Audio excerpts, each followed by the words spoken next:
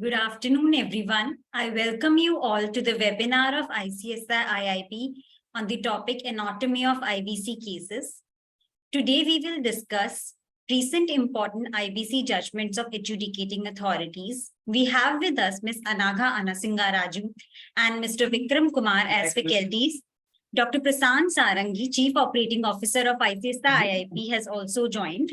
I'll briefly provide you the introduction of Ms. Anagha Anasingaraju. Ms. Anagha Anasingaraju is a partner in Kanch and Company LLP, Pune. She has professional experience of more than 22 years. She is a fellow member of ICSI and also registered as an insolvency professional with the Insolvency and Bankruptcy Board of India, New Delhi. She is also an IIAM accredited mediator. Her areas of practice are corporate laws, insolvency and bankruptcy code, appearance before NCLT, NCLAT, shareholder dispute, corporate restructuring, etc. Ma'am, you may now start the session.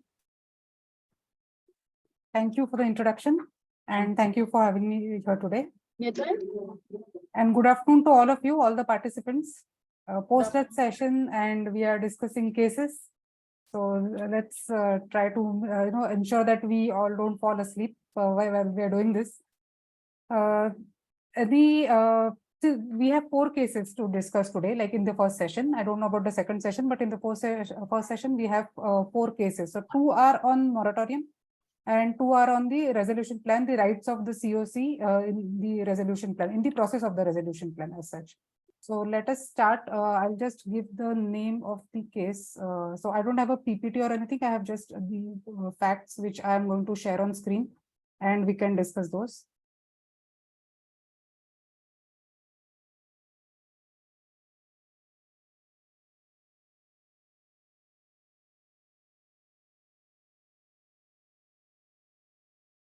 Is the screen visible? Yes. Thank you.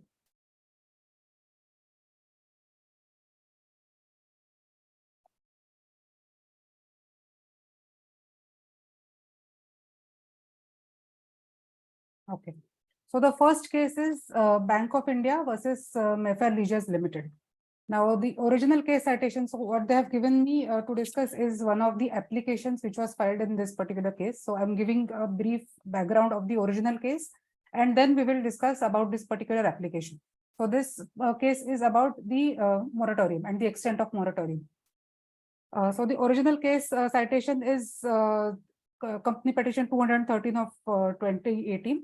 The original parties to the case are Bank of India versus Mayfair Leisures. Bank of India is the financial creditor. And the brief facts are that the Mayfair Leisure Limited, which was incorporated in 2011, an application under Section 7 was filed by Bank of India against this particular company before the NCLT Ahmedabad bench. Now, this application was admitted on 2nd June 2020. One Mr. Chandraprakash Jain was appointed as the IRP in the Section 7 matter, and this person was subsequently appointed as the resolution professional also. Bank of India is the only financial creditor of the corporate debtor, and it was a sole member of the committee of creditors. Now, in this process, Mr. Jain, who was the IRP, has filed an application, an interlocutory application with the having the citation 608 of 2020. Now, this is the case which we have to discuss today. Now, this case was filed by the IRP against the Enforcement Directorate. So it's Chandraprakash Jain, who is the applicant, versus the Deputy Director, Directorate of Enforcement, so which is the respondent in this particular case. Now, this matter was heard by the NCLT Ahmedabad bench, and the order was pronounced on 6th March 2023, which is very recently. Now, the facts in this case are that the application which is filed by the IRP is filed under Section 60 subsection 5.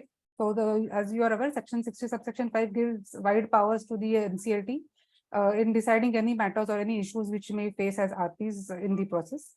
Read with Section 14 of the IBC, which pertains to moratorium, the clauses of moratorium under IBC, and read with Rule 11 of NCLT rules. So, the Rule 11 of the NCLT rules are the rules which give the inherent powers to the NCLT. So, in case any specific directions are required under IBC, the application can be filed under Section 60 subsection 5, read with Rule 11 of the NCLT rules. Now, this application is filed with a prayer seeking release of the attachment of property by the ED Ahmedabad. So let us look at the facts now. corporate debtor had a property which was situated at a particular place in the Vadodara district. There's another company here which is by the name of Diamond Power Infrastructure Limited, so DPIL, which is a group company or a related party of the corporate debtor. The corporate debtor is Mayfair. So this DPIL is a related party of the corporate debtor, and a money laundering case was recorded under the Enforcement Directorate, Ahmedabad Zonal Office in 2018, March 2018 by the CBI against the DPIL and other members. So this was filed under the Indian Penal Code and the provisions of the Prevention of Corruption Act. So DPIL, as we saw, is a related party of the corporate debtor. DPIL was also one of the parties to the money laundering suit, which was filed in 2018. And it was alleged in that particular suit that this DPIL has used its other entities, other group companies, to launder the money or to siphon the money. And one of the companies was Mayfair, which is a corporate debtor. So all these transactions have taken place during the period 2010-11 to 2016-17. So for this 6 or 7 years, all these monies which were borrowed by DPIL from various banks or from various other agencies, that money was laundered, and for laundering of that money, this Mayfair Leisures was used as one of the parties there. It is also alleged, and it was placed before the by the ED before the relevant authorities, was that the transactions entered into with the corporate debtor. So when the Mayfair was entering into whatever transactions with DPIL, those transactions were merely paper transactions, and there was no actual transfer of goods. And this was only done to inflate the balance sheet, to give a better picture to the banks for availing various loans, which were availed by DPIL as well as by the corporate debtor. Now, it is also alleged that DPIL had misrepresented its funds. Sorry, it should be misappropriated its funds by diverting huge amounts, which were received as loan or cash, and which were also taken on credit to its sister concerns, including the corporate debtor.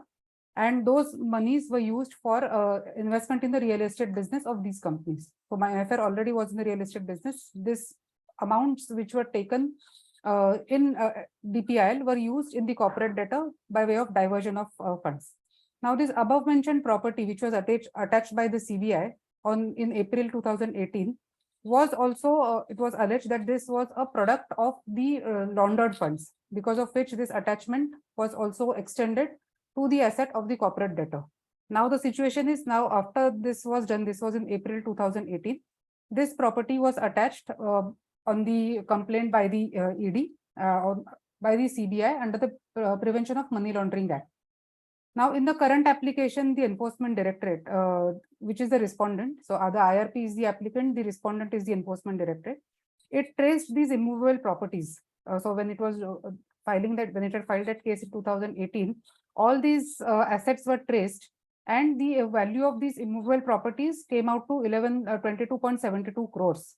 So once these properties were identified, they were traced and identified, these properties were attached by way of an interim order of April 18, and this order was subsequently confirmed by an order of October 2018. So all this has happened before even the CRP case was filed, or maybe the CRP case was admitted. So CRP was admitted, as we saw, in 2020.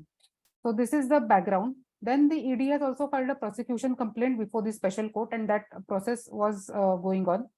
Now the Honorable PMLA Appellate Tribunal, vide its order of 12th May 2020, directed that the status of the property of the corporate debtor has to be maintained as it is.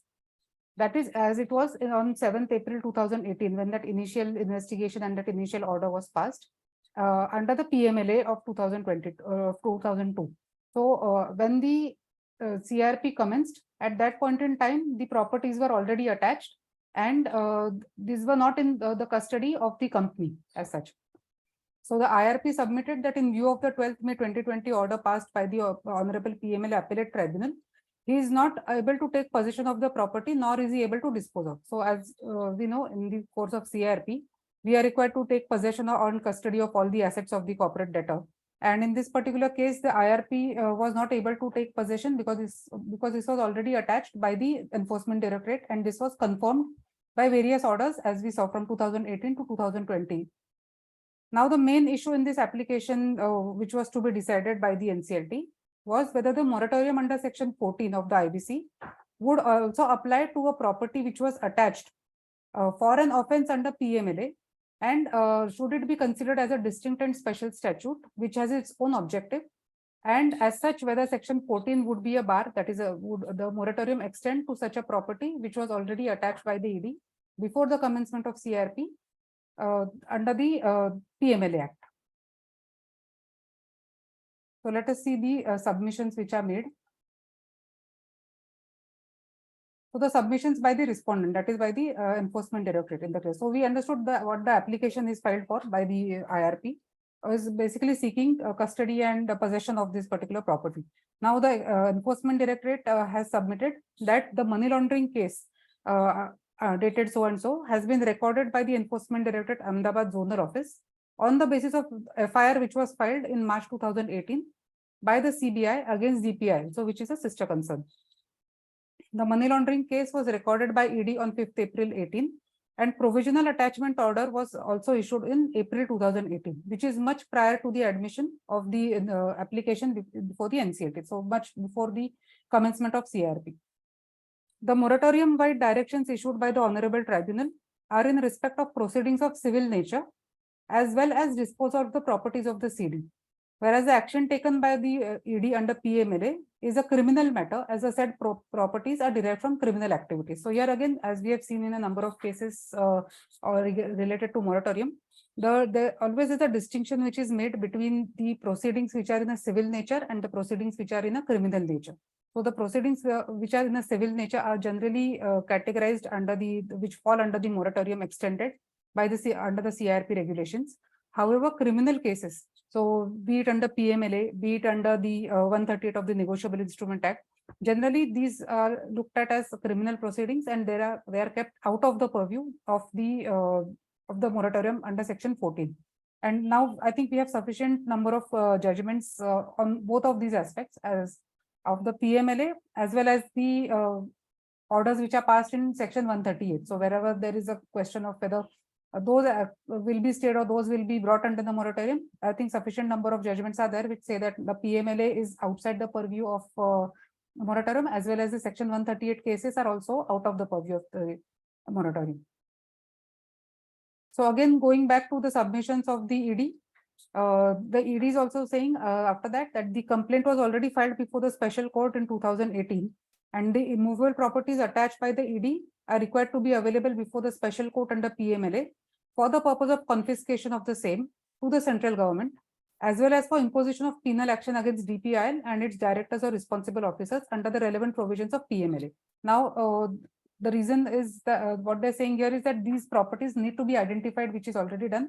And these properties are also required to be attached and to be made available to the concerned authorities to take appropriate action under the PMLA. So typically ranging to recovery of proceeds from there, or maybe those proceeds which are recovered from those assets will be distributed amongst the claimants who file their claims before those. There are relevant provisions in those acts.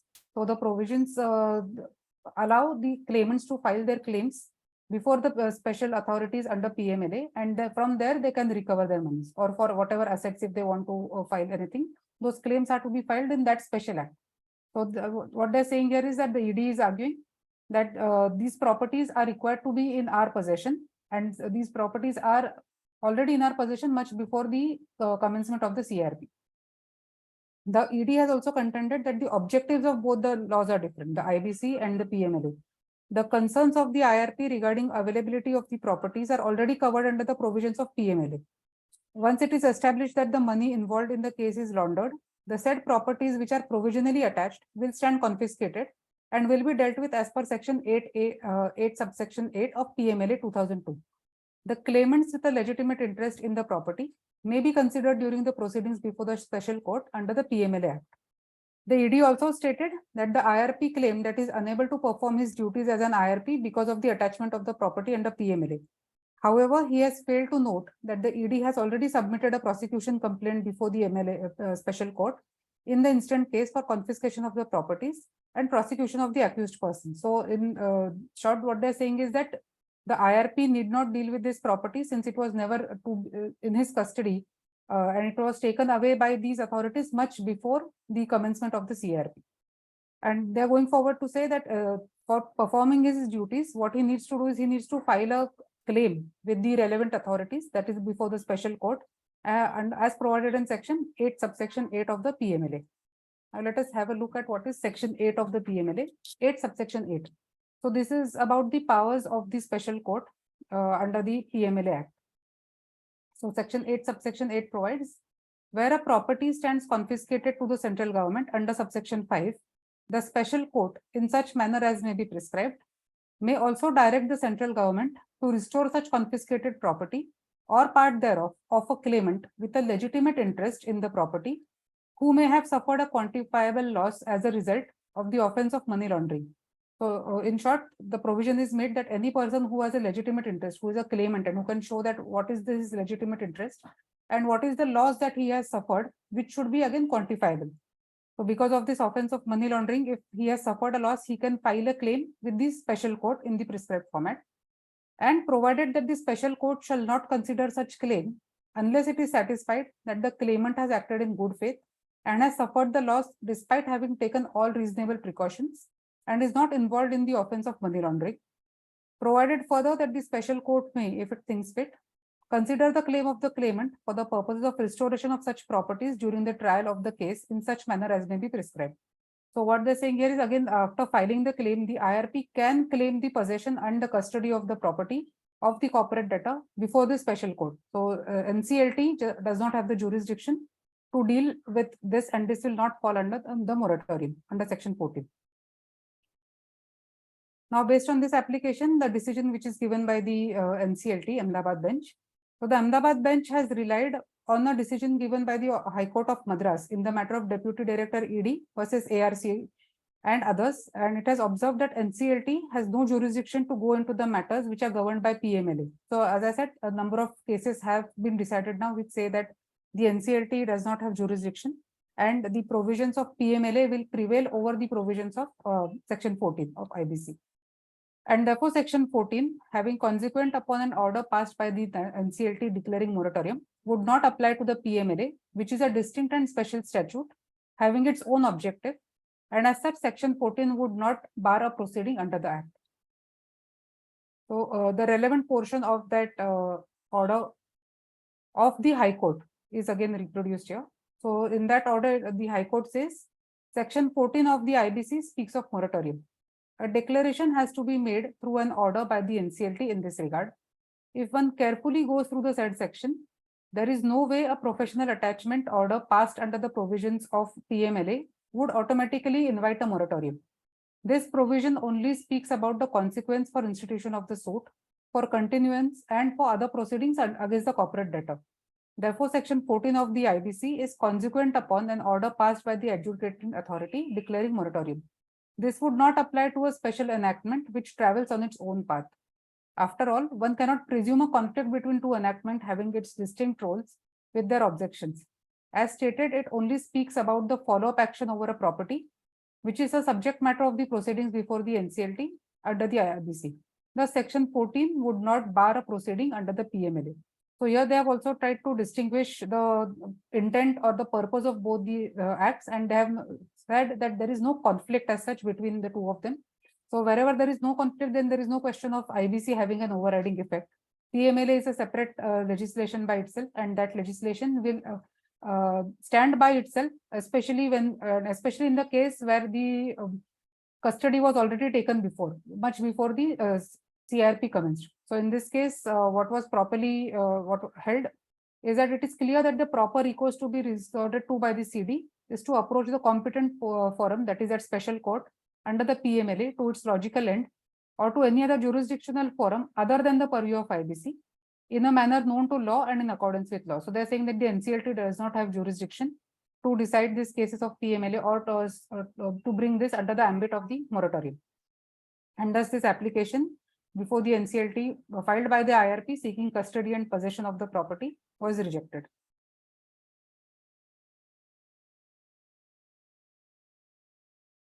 So this is about the first case on moratorium.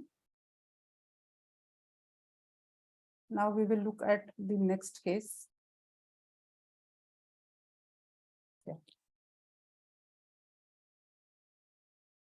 Now this is not a moratorium. This is about the rights of the COC or the commercial wisdom of the COC as regards to the resolution process or the expression of interest and the resolution plan process.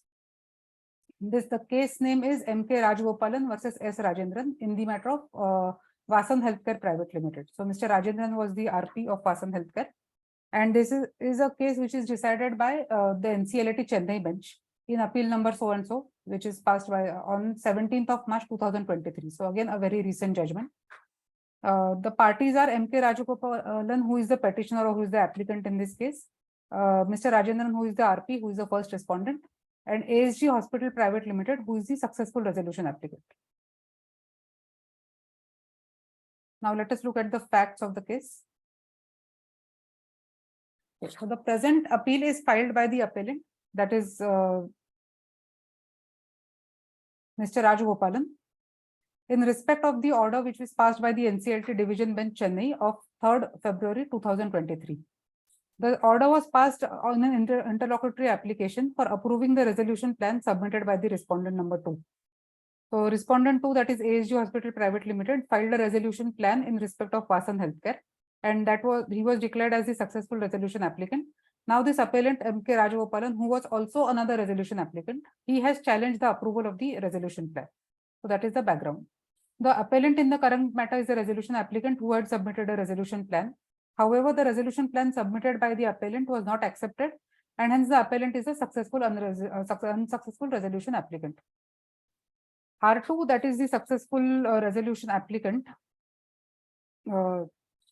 his resolution plan was accepted by 97% voting in favor by the Committee of Creditors, and the adjudicating authority, that is the NCLT, also approved the plan by its order of 3rd March 2023.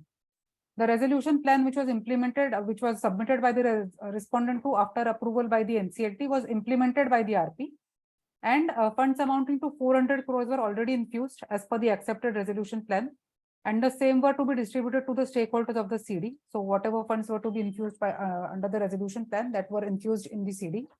The implementation of the plan was treated as complete up to the extent the funds were transferred to all the stakeholders, with the exception of disputed EPFO dues, which remains in a no lien account. So whatever funds were introduced by the resolution applicant in the corporate debtor, they were distributed to all the stakeholders except that one EPFO dues, which was disputed. Then the management and control of the CD was also taken over by the respondent number 2, that is a successful resolution applicant, and the board of directors was also reconstituted. So in effect, in a way, the entire resolution plan had been completely implemented here. The first board meeting of the revived corporate debtor also took place on 6th of March 2023, and the CRP came to an end on 10th March 2023, inclusive of all the extensions and exclusions. So in effect, everything was completed as regards the resolution plan. Now the petitioner in the current appeal is of the opinion that the entire CRP should be rewound, and the appellant should be given an opportunity by considering his resolution plan. So saying this, he has filed this particular appeal. Now the contentions of the appellant, on what grounds is he asking that this resolution plan should be set aside? So the counsel for the appellant contended that the applicant, the appellant is a third party to the impugned order, that is of 3rd February 2023, which was passed by the NCLT approving the resolution plan. And further, he is one of the prospective resolution applicants who had suffered due to the resolution process. See, the counsel also claimed that the appellant had a vested interest in pursuing the present appeal, being an unsuccessful resolution applicant.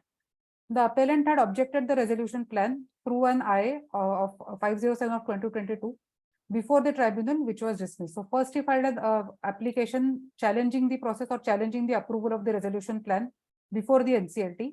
Since he was unsuccessful there, then filed as another application which was filed by the RP seeking approval of the resolution plan, after which he went into appeal against both the orders.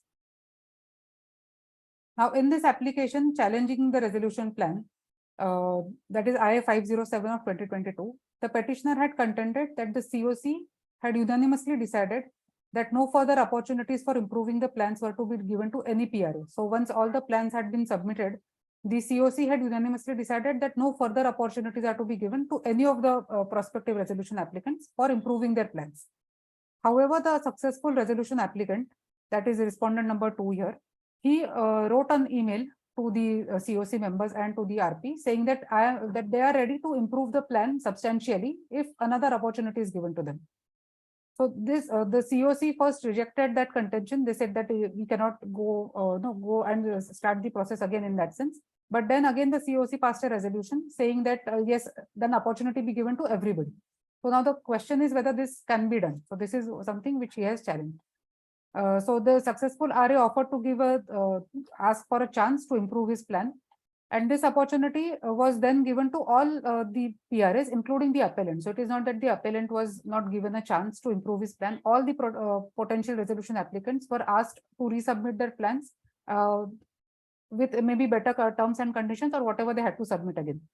The appellant objected to this particular revision, asking for a new revised plan again, stating that the plan cannot be revised more than once, but still he submitted the resolution plan. So having objected to the process, he still went ahead and he submitted the revised plan. Also, he stated that the successful resolution applicant has sent the plan directly to the COC members along with the RP, which is in violation of the confidentiality undertaking. So the undertaking which we take from the potential applicant, saying that they will not directly interact with any of the members of the COC or approach them and all that. So he's saying that this action of the successful RA in sending an email to all the COC members containing the plan is in violation of that confidentiality undertaking. Now, after this, the RP sent an email to all the potential applicants and sought clarification on certain points. So about some further details were required. So he has sent that email to all the potential applicants and he has sought certain clarification. In this particular email, the RP has introduced a new point about interest on delayed payment. So whenever the resolution plan is submitted and the resolution applicant undertakes that I'll make the payment in such and such days or such and such months, if there is a delay in that payment. So usually the resolution plan or the RFRP at least should provide that there is going to be an interest on that delayed payment in case the resolution applicant fails to make the payment as per the schedule which is given in the plan. Now, this point of interest on the delayed payment was not communicated earlier. It was not the part of the RFRP also. So this is a new point which came in when that email was sent after the resolution plans were received and after the revised resolution plans were also received. So this was a new point, and the appellant is saying that at this juncture, this new term cannot be introduced in the resolution process. So it is this allegation that the RP and the COC have acted against the provisions of the code. So during the course of the hearings, the RP first denied that any such email had ever been sent by him. So he maybe have missed that the such and such email was sent out from his office. But later on, after going through the documents, he realized that yes, such an email had been actually sent from him. And that was, and he tendered an apology for the misstatement, which he had made by way of an affidavit before the NCLT. However, the NCLT has recorded in the order that this conduct of the RP cannot be considered as a genuine mistake, and has noted that it disapproves of the conduct of the RP. So the RP had said that this was a genuine mistake which he overlooked, and when he filed the submissions before the NCLT, he did not remember that he had sent out this email, because of which he said that no such email has been ever sent out. Now, to summarize the objections which were raised by the appellant, the three basic objections were raised by him. First was that the RP has violated 39(1)(a) of the CIRP regulations. Second was that the successful resolution applicant has violated the non-disclosure agreement by sending the plan to all the COC members. And third is that the new clause introduced by way of email by the RP about interest on delayed payments under the plan cannot be permitted because it amounts to modification of the RFRP, which cannot be done by the RP alone. It has to be done with the approval of the COC, and that too only once. Now, NCLT has deliberated on all these three objections, and what it has held is that regulation 39(1)(a), which is being said to have been violated, about how many times the modification is allowed.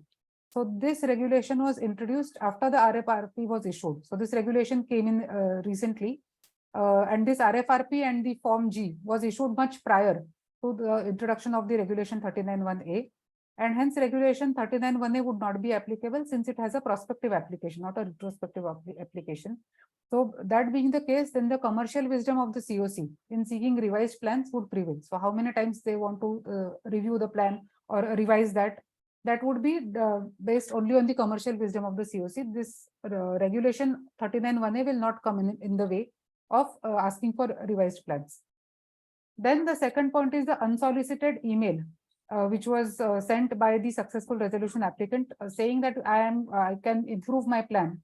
So that email was initially rejected by the COC members, as is evident from the minutes of the meeting. So in the minutes of the meeting, the RP had clearly written that such and such email was received by the COC members from this resolution applicant. And however, this COC has said that this is an unsolicited email and we are rejecting it. So this was clearly recorded in the minutes. However, some members of the COC were of the view that in case we are able to maximize the value by going for one more round of discussions with the potential applicants, then we will be able to get better value in the resolution plan. Accordingly, the COC by a majority of 51% decided to accord one last opportunity to the potential applicants to improve their plans. So all the applicants were given a chance to improve their plans. Also, the relevant clauses of the non-disclosure agreement prohibited the PRA from entering into arrangement with any of the COC members.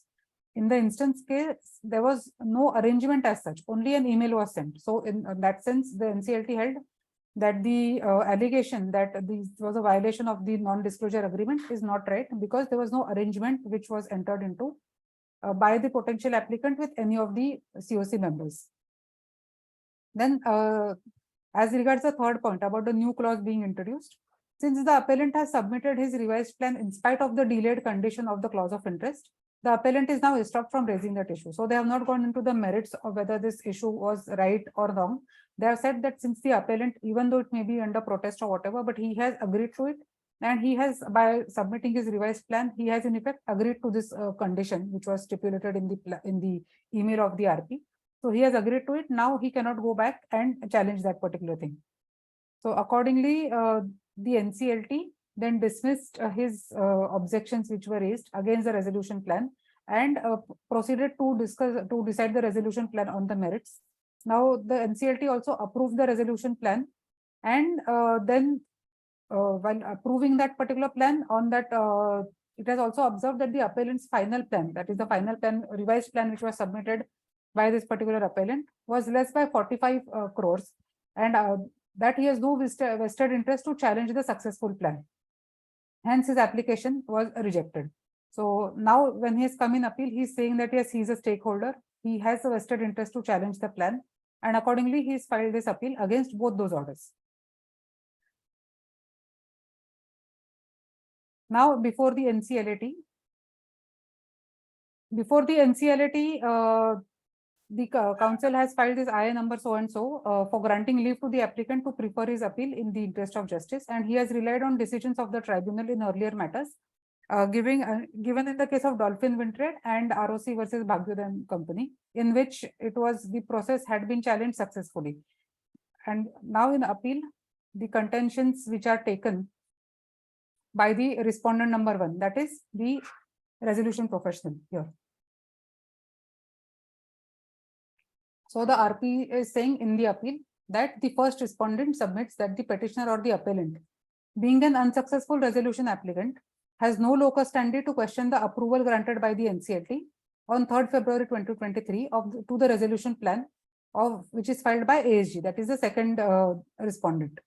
Also, he submits that the appellant is not a stakeholder within the meaning of section 31 of the code, and hence he is neither an aggrieved party in respect of the impugned order, nor does he have any vested interest as such in the resolution plan.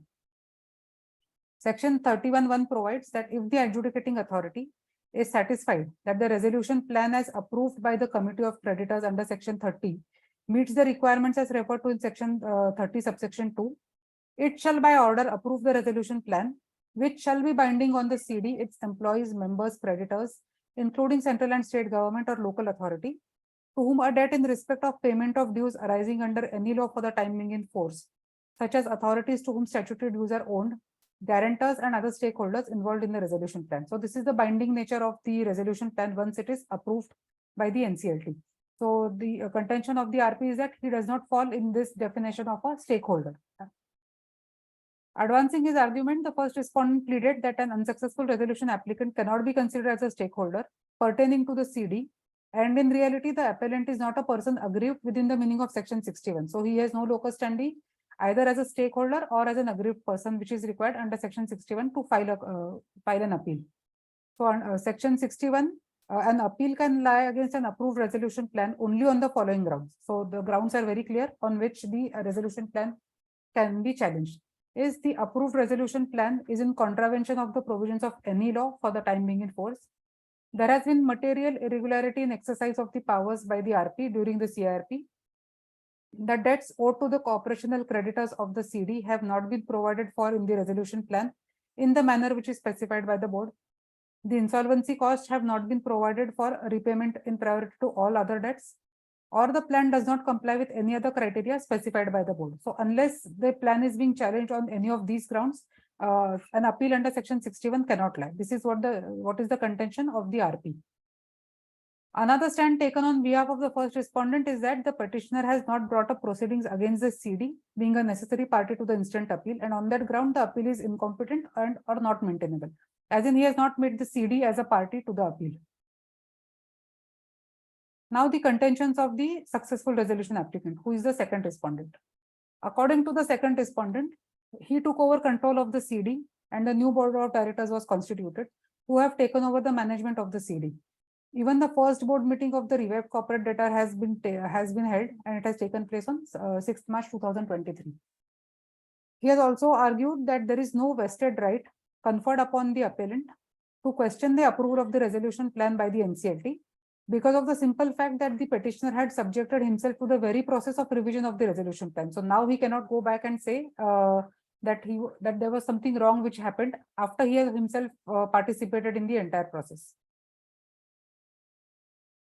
Also, another contention was that the petitioner appellant relies on the order of the tribunal in the case of Bipin Textile Processing, wherein it was held that the object of seeking leave through an appeal is to prevent an unreasonable plea to be taken by a stakeholder or a litigant who has no tangible or substantial defense in regard to the implementation of the resolution plan. So in this case, there is no plea which has been forwarded by the appellant saying how he has been affected or how he is a stakeholder. The council also states that the plea of the appellant to reverse the resolution plan, which has already been approved and voted upon, and to vote on the resolution plan again, is unreasonable and baseless, and hence he prayed that the appeal should be dismissed. So the plan has already been implemented in full. This company has come out of CRP, everything has taken place, and now going to this at this belated stage is wrong, and hence the appeal needs to be dismissed. This was the contention of the second respondent. Now, what is the decision of the appellate authority? On careful consideration of the respective contentions advanced on either side, the tribunal, that is the NCLT, keeping in mind of a vital fact that the appellant, being an unsuccessful resolution applicant, has no locus standi to assail the resolution plan or its implementation, coupled with a candid fact that he is not a stakeholder as per 31(1) in relation to the CD, held that the petitioner or the appellant is not an aggrieved person coming within the ambit of 61(1) of the code, especially when he is not privy to the resolution plan. So they have held that he is neither a stakeholder, nor is he an aggrieved person. Thus, it was held that leave sought for in 215 of so and so lakh merits, and accordingly the appeal was dismissed and no costs were awarded to any of the parties. So again, the logic here, what they have gone is the commercial wisdom of the COC while deciding the resolution plan in the entire resolution process.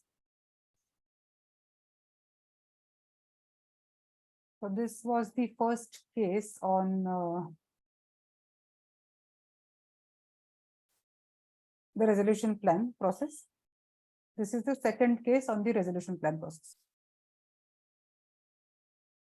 This is also again a very recent judgment, 2nd March 2023.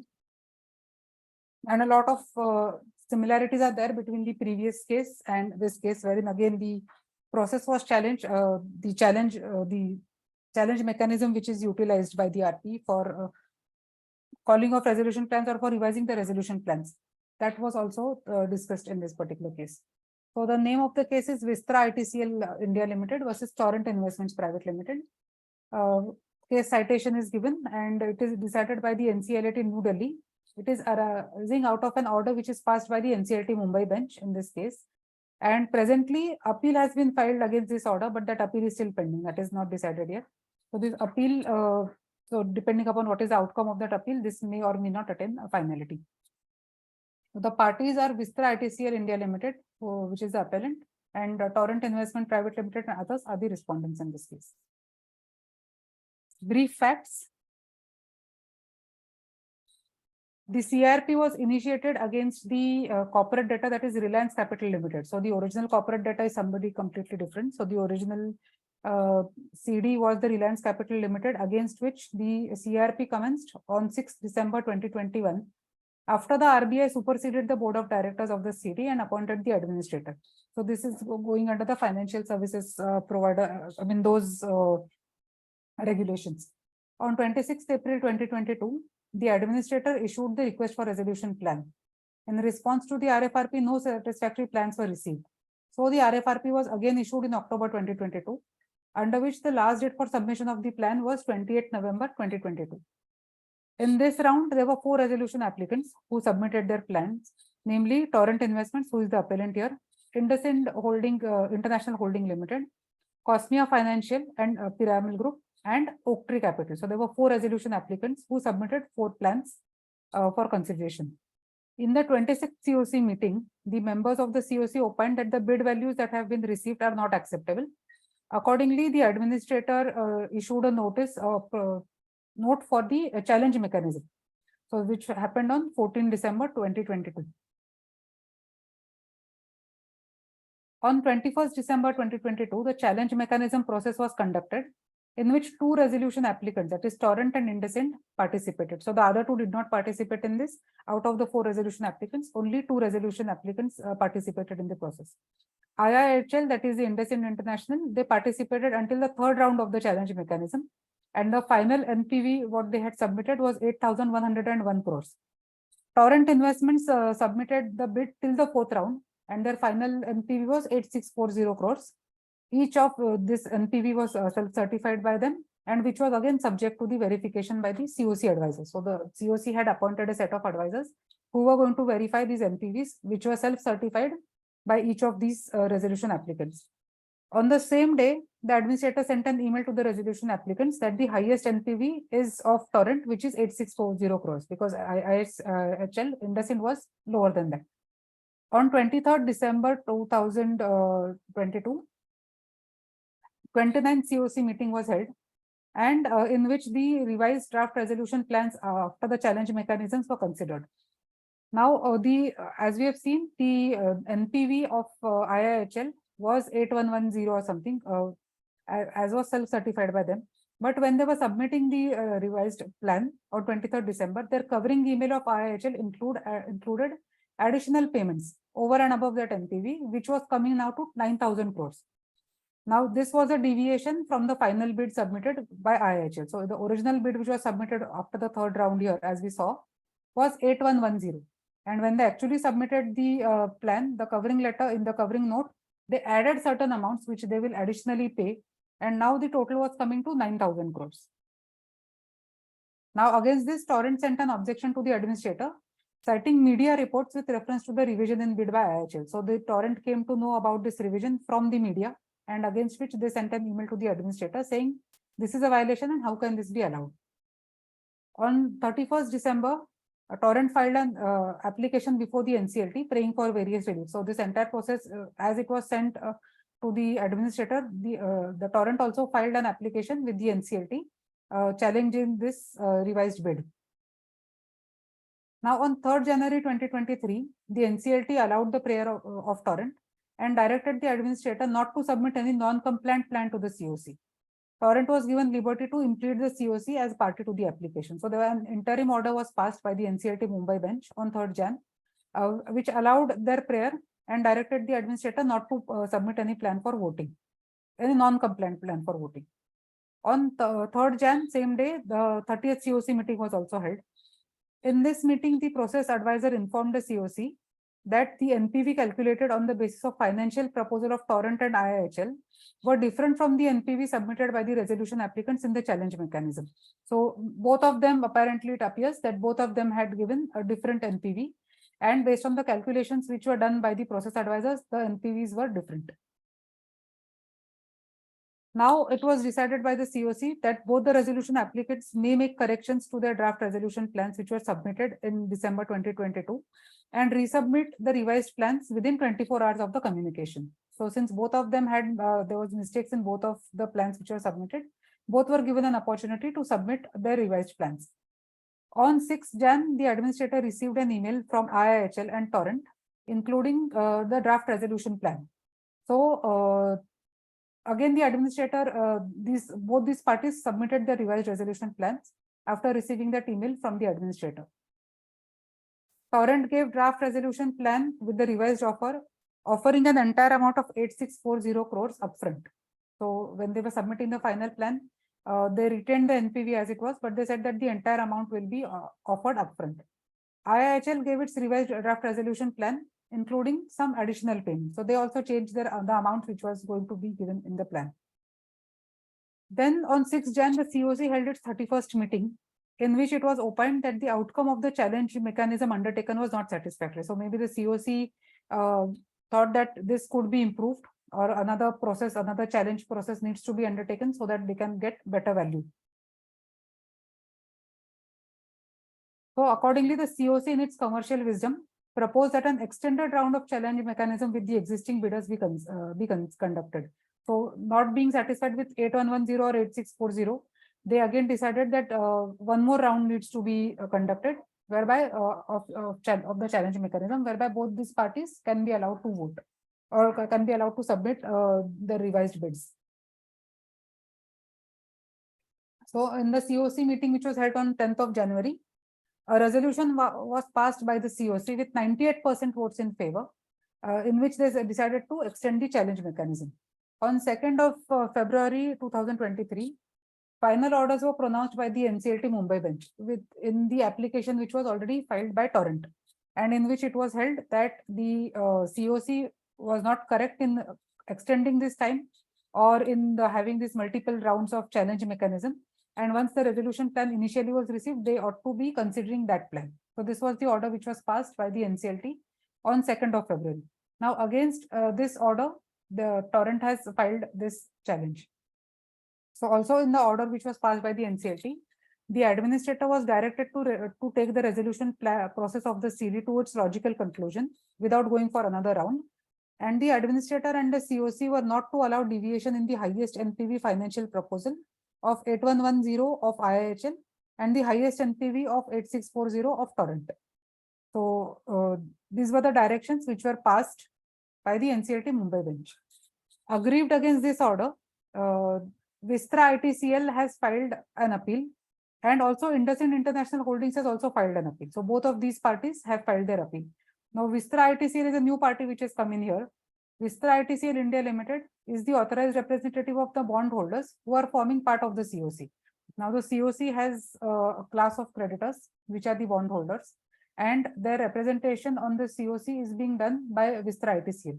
Now Vistra ITCL as a member of the COC has filed this appeal challenging the order of the NCLT, which is not allowing them to go for the further challenge mechanism. And IndusInd has also challenged the said order, in which they are not being allowed to file a better resolution plan. So what are the issues which have been discussed by the NCLT? Firstly, whether the appellant, that is Vistra ITCL, has the appropriate authority to pursue the present appeal, and the appeal is not competent at its instance. So whether this COC member, that is Vistra ITCL, who is the representative of the bondholders, whether it has the competent authority even to go and file this appeal. That was the first question. Then whether after completion of the challenge mechanism on 21st December, the committee of creditors was obliged to put the draft plan submitted by the applicants to vote without it having any other option. So just because they have received the plans, does it mean that both those plans should be put to vote, or is there anything else which the resolution, which the COC can do? Third question to be decided was whether after the result of the challenge mechanism held on 21st December under regulation 39(1)AB, value maximization was achieved, and the committee was prohibited to take any further steps towards value maximization. So once the challenge mechanism was undertaken, can it basically go for another extended challenge mechanism to maximize the value, or can it be said that the maximum value which could have been derived in this was already done in the first round of the challenge mechanism? Then another question which was under consideration was whether certain clauses of the RFRP permit the COC to negotiate, enter into discussion with the resolution applicants to increase their plan value, amend their plan, or to tweak any other challenge mechanism before completion of the voting. And if the committee chooses to do so, or has clauses which permit it to do so, are they ultra vires regulation 39(1)(a). So again, 39(1)(a), which we discussed in the last case, which talks about only one revision. And the last question to be discussed was whether the decision of the COC taken in the meeting of 6 Jan 23 to conduct an extended challenge mechanism amongst both the resolution applicants is impermissible and violative of 39(1)(a). Again, the reason being that it can be done only once.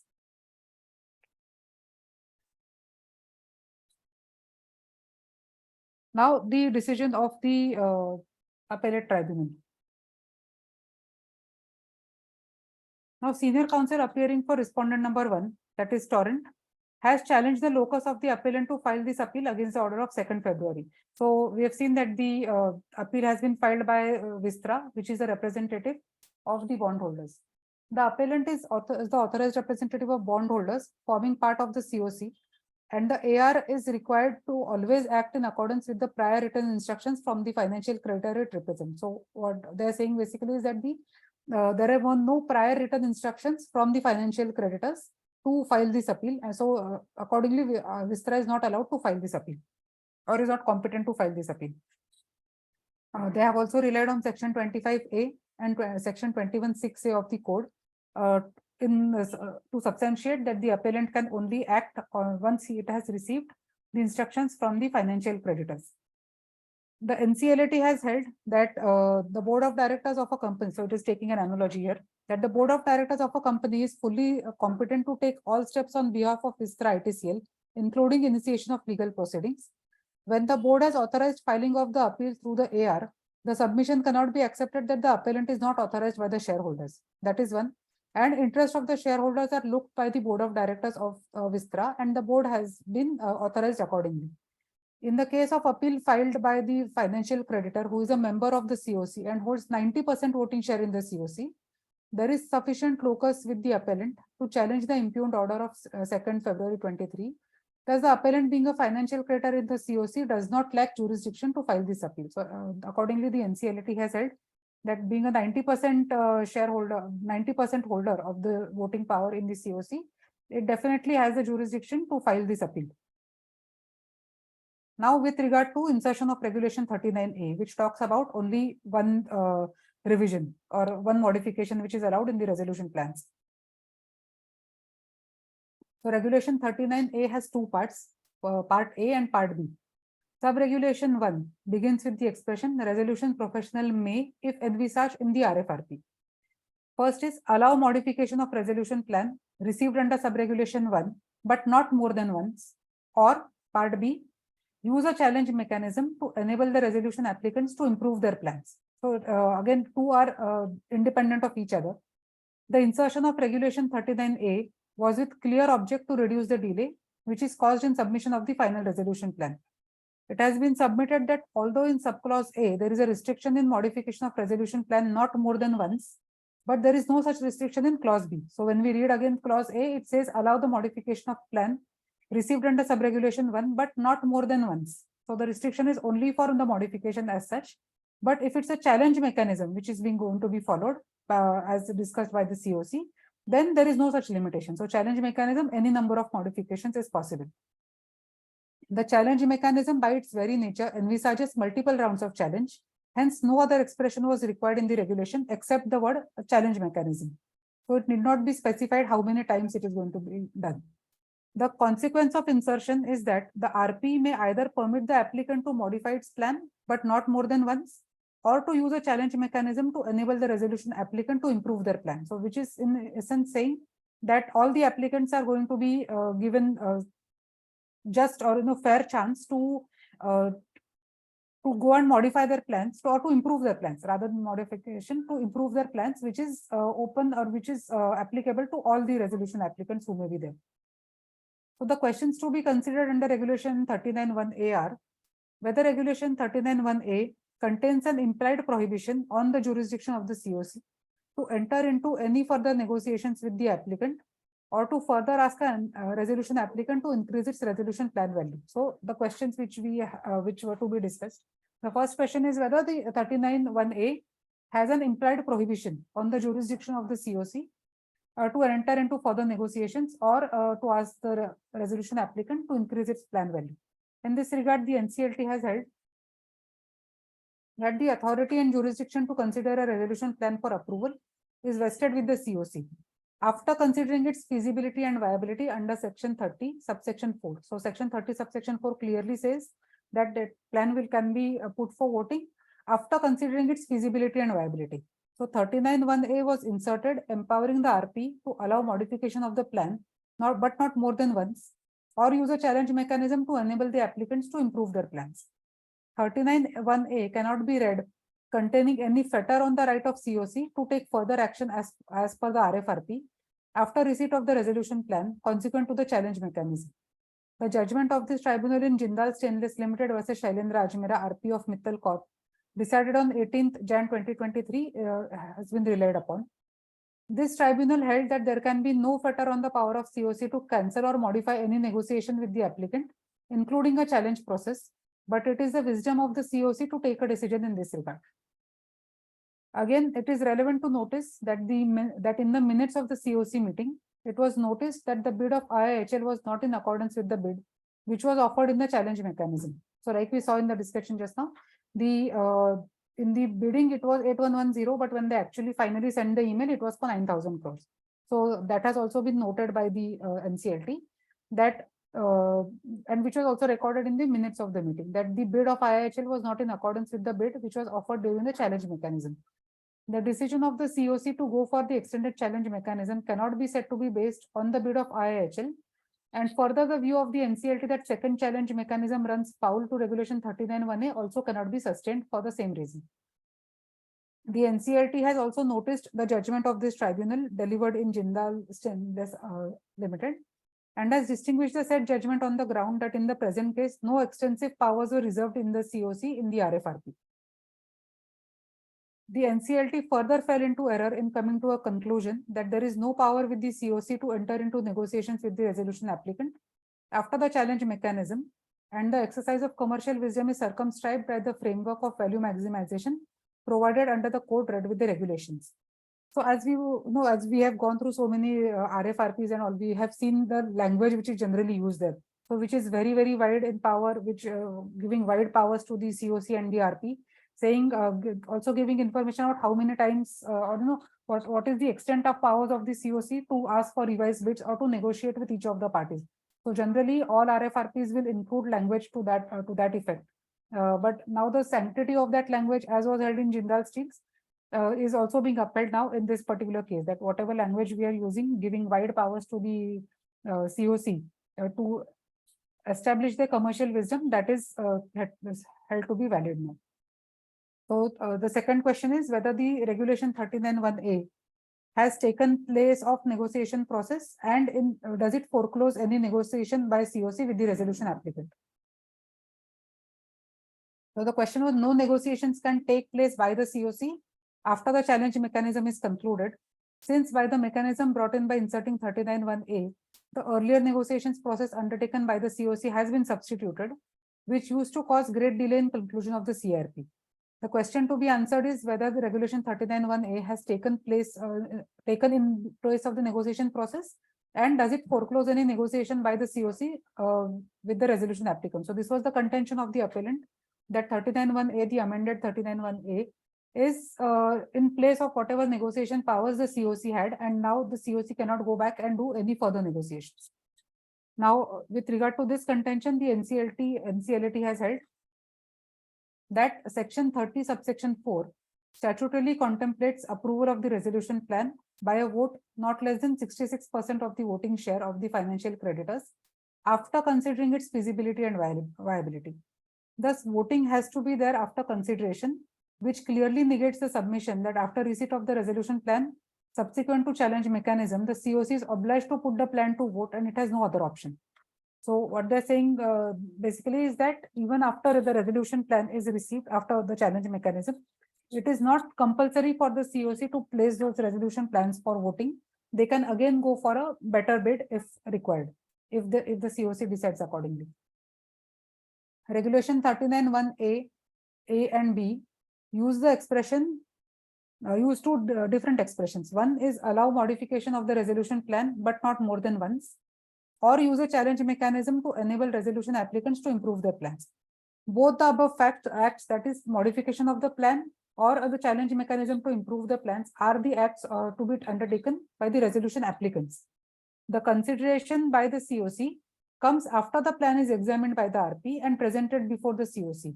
And thereafter, the deliberation by COC begins in the presence of resolution applicants. The process of negotiation thus can commence only after a plan comes for consideration, when the resolution applicants are also present.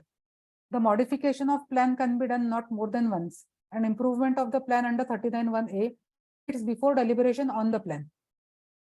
Thus, it can neither foreclose nor prohibit negotiations. The clauses in RFRP, as noticed above, reserve right to the COC to negotiate and interact with one or all the resolution applicants, which obviously is subsequent act after the plan is received under Regulation 39(1)(a). Hence, Regulation 39(1)(a) cannot prohibit any negotiation or any further steps of the COC. The view of the NCLT that no negotiation or value maximization exercise can be individually undertaken by the COC beholds the mandate of Regulation 39(1)(a) is contrary to the scheme delineated in the code and in the CRP regulations.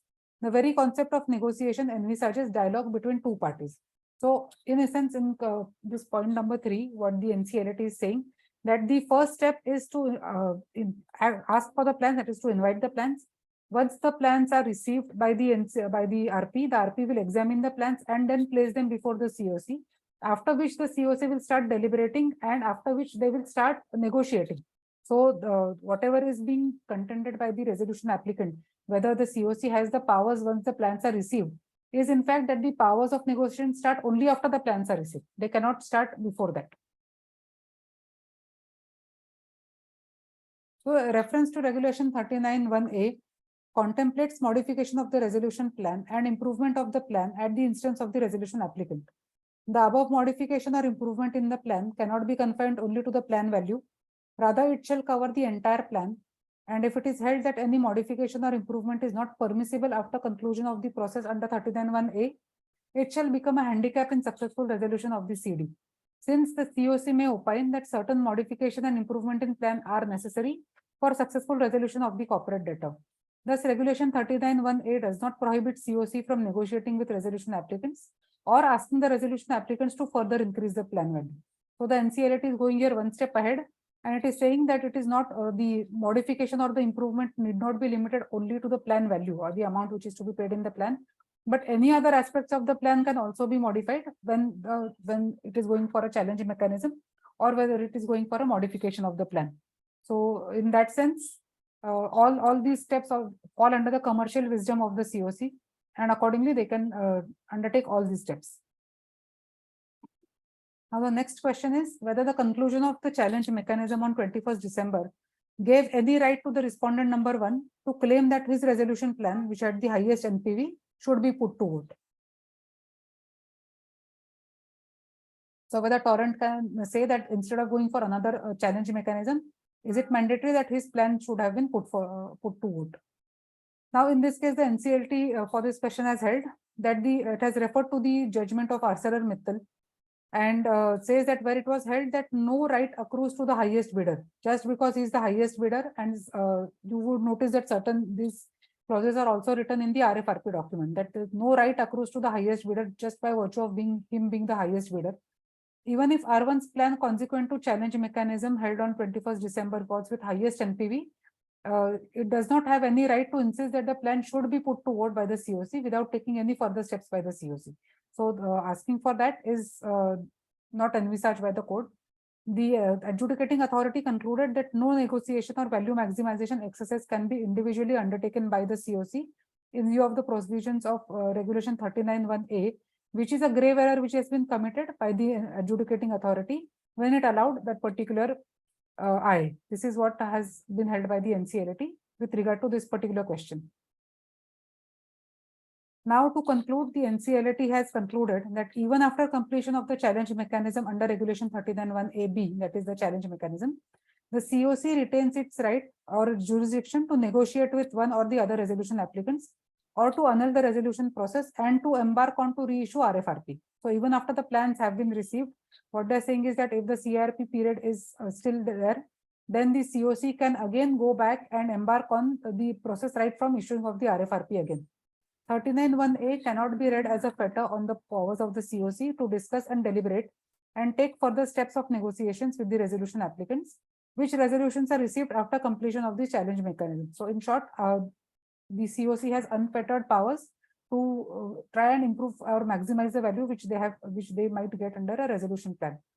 So the appeals were accordingly allowed in the following manner: that the order of 2nd February 2023 of the NCLT Mumbai bench in these two applications is set aside. It is held that COC is fully empowered as per the clauses of RFRP to further negotiate with one or more resolution applicants, even after the completion of the challenge mechanism in December 2022. And the decision of the COC taken in Jan 23 to undertake an extended challenge mechanism is not in violation of Regulation 39(1)(a). The COC may proceed to fix a date after 2 weeks for holding a revised challenge mechanism and or to take any further steps in the negotiations with the resolution applicants as per the relevant clauses of the RFRP. And they have excluded this period of litigation and extended the CRP by a period of 30 days. So again, these two cases were about the powers of the COC in case of to revise the resolution plans. Now the last case, which is a very short case, and I think we should be able to complete this, is about moratorium. And in the case of moratorium, about 138, what are the rights, or whether the moratorium extends to any applications which are filed under Section 138 of the Negotiable Instrument Act. So the case citation is Ajay Kumar Radhesham Goenka versus Tourism Finance Corporation of India Limited. This is a criminal appeal number so and so, and again a very recent order of 15th March 2023. Now the parties are Ajay Kumar Radhesham Goenka, who is the appellant. The respondent is Tourism Finance Corporation of India Limited. And the facts of the case are: Rainbow Papers Limited is a company incorporated and registered in the Companies Act. And the appellant, that is Ajay Kumar Radhesham Goenka, was a promoter and managing director of Rainbow Papers. Now we have heard Rainbow Papers in a different context, but this case is of Rainbow Papers in the context of Section 138. Now the company has sought loans from a public financial institution, which is the respondent, the Tourism Finance Corporation of India Limited, to fulfill its various corporate requirements. So Rainbow Papers availed loans from Tourism Finance Corporation. The proposal of the company was considered by the respondent, and approval was granted for a term loan of 30 crores. So Tourism Corporation has granted a loan of 30 crores to Rainbow Papers, and the appellant here, who is Ajay Kumar Goenka, he is one of the promoters and directors of Rainbow. In pursuance of the approval, the loan agreement was executed in 2012. And in the process of this loan agreement, to satisfy its obligations, the accused company issued post-dated check of 25 lakh rupees, dated 15th February 2016, drawn on such and such bank, towards payment of one of the installments. Now, the PDCs were given by Rainbow, which was signed by this particular appellant, Mr. Goenka. Now, on the check being presented to the bankers of the respondent, that is HDFC Bank, the check was returned via memo dated so and so, and the reason was account closed. On 19th April 2016, Tourism Corporation sent a demand cum legal notice under Section 138 of the NI Act, calling upon the company as accused number 1. So the Rainbow is accused number 1, and the appellant, Mr. Goenka, is accused number 2, to settle the debt advanced by way of the corporate loan of March 2012. Now the accused acknowledged their liability, so both of them acknowledged their liability to pay the loan amount, while their reply dated April 2016. However, in spite of acknowledgement of debt, they did not pay the amount, and hence the criminal complaint was filed in May 2016 under Section 190 of the CRPC in the Metropolitan Magistrate Saket Court in New Delhi. Attempts were made for mediation or for out-of-court settlement, but this was not successful, and thus the next date which was scheduled before the magistrate was in Jan 2018.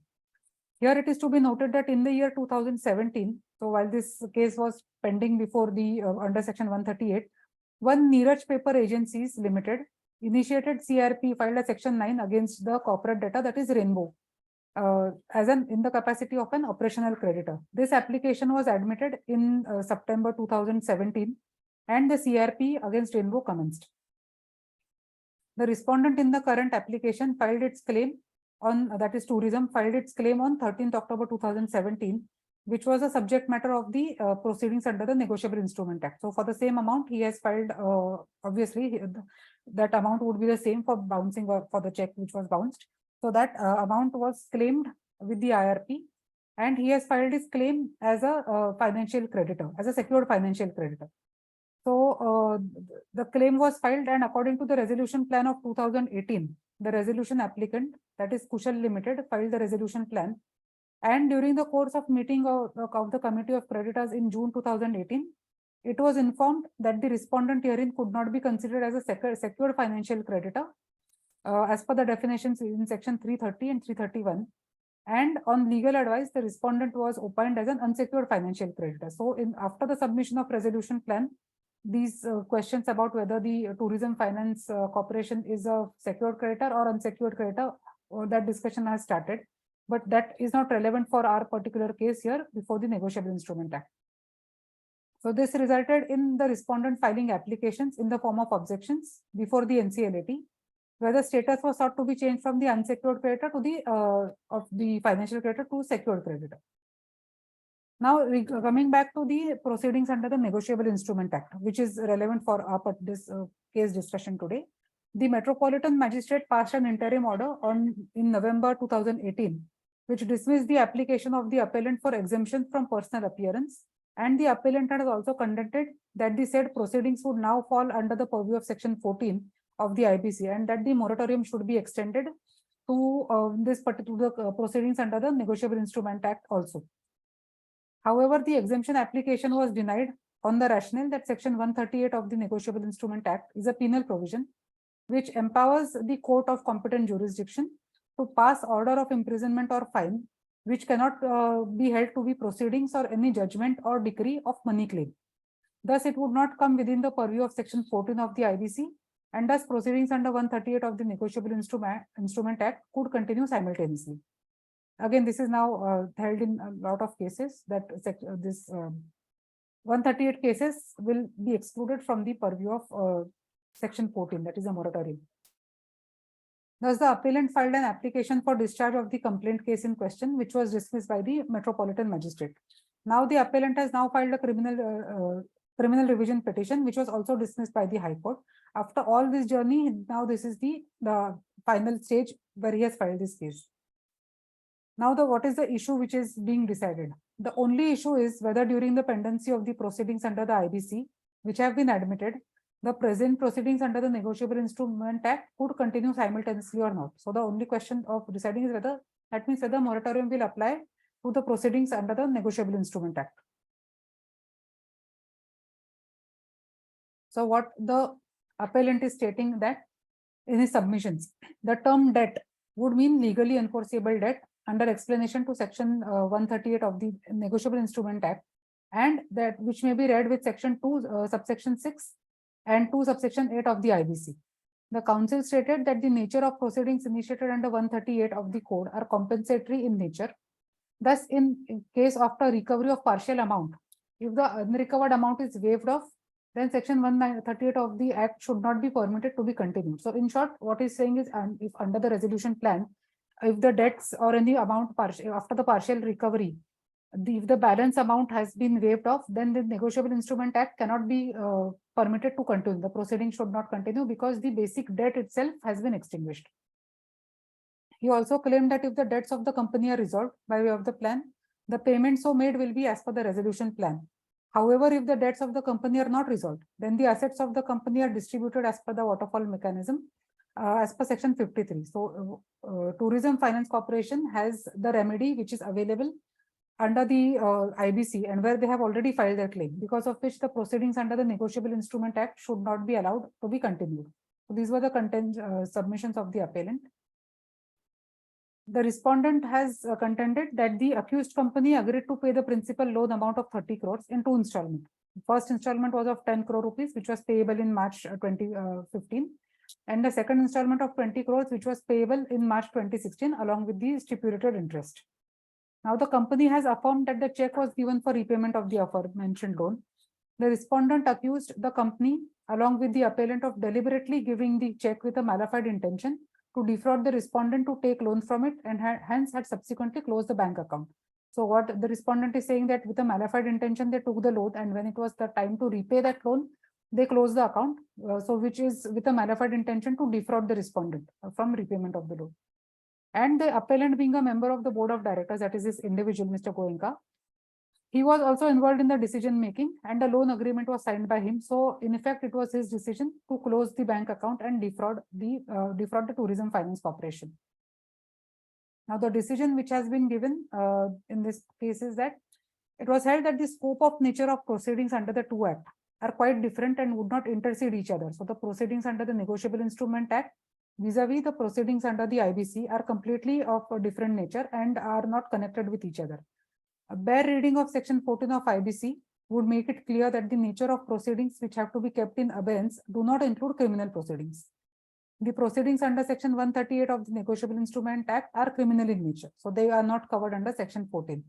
The court stated that the proceedings under section 138 are penal proceedings, that is criminal in nature, and not to be treated as recovery proceedings. So again, they are going to the basis of the intent of the proceedings. Under 138, according to them, the proceedings are not recovery proceedings, but they are penal proceedings. So it's criminal in nature. And for recovery or whatever, the claims filed with the IRP or with the RP will not come in the way of continuing the proceedings under section 138 of the Negotiable Instrument Act. The court held that the appellant before us has been roped in as a signatory of the check, as well as the promoter and managing director of the accused company, which availed the loan. The loan agreement was also signed by him on behalf of the company.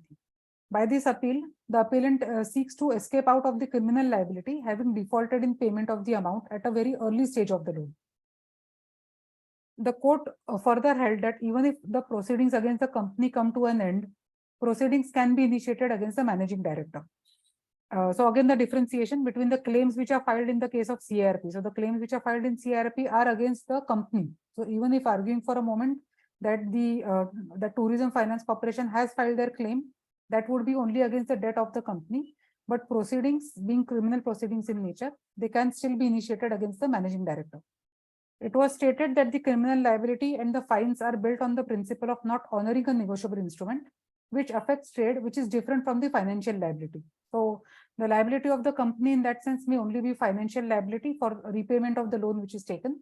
But the criminal liability goes beyond that, and which are built on the principles not of repayment, but on the principle of honoring a negotiable instrument. So once you have issued a check, it must be honored, which is the general principle, which is the accepted principle. Thus, the court upheld that the impugned order is correct in law and did not grant any reliefs to the appellant here. The appeals were dismissed and no costs were given, no costs were awarded to any of the parties there. So these were the 4 cases which we had to discuss. If anybody has any comments or any different cases to cite or any discussion on this, please feel free.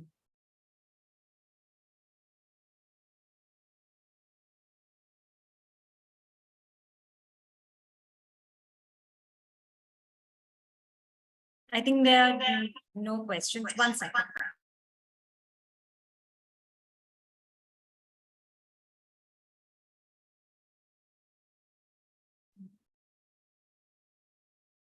Thank you, ma'am, for the sessions. I think some of the key takeaways which we had from our session, from your session was, first one is that the approval of resolution plan of a corporate debtor under IBC will not extinguish the criminal liability of the erstwhile director under section 138 of the Negotiable Instrument Act 1881. Second one is section 14 of IBC would not bar a proceeding under the Prevention of Money Laundering Act 2002. Third one is that unsuccessful resolution applicant has no locus standi to assail a resolution plan or its implementation, since it is not a stakeholder as per section 31(1) of the IBC. And the last one is that section 13, regulation 39(1)(a) cannot be read as a fetter on the powers of COC to discuss and deliberate and take further steps of negotiation with the resolution applicants, which resolution are received after completion of challenge mechanism. Thank you so much, sir, ma'am, for the detailed session, and thank you. It was wonderful having you here. Thank you, ma'am. Thank you. And I would request that I've prepared these case notes. So if you could circulate them amongst the participants, that would be great. Yes, ma'am. Yeah, sure. Thank you. Thanks, everyone. So the next session will be taken by Mr. Vikram Kumar on another important judgments. I'll briefly provide you the introduction of Mr. Vikram Kumar. Mr. Vikram Kumar is a chartered accountant and an insolvency professional. He has experience of more than 30 years. His qualification includes CMA Australia and CISA USA. He has been appointed as resolution professional liquidator in 16 assignments, and he has taken various sessions on topics related to IBC. So you may now start the session. Thank you, ma'am. So, I'm sure the participants might be tired. So do they want a small break, or it's fine to continue?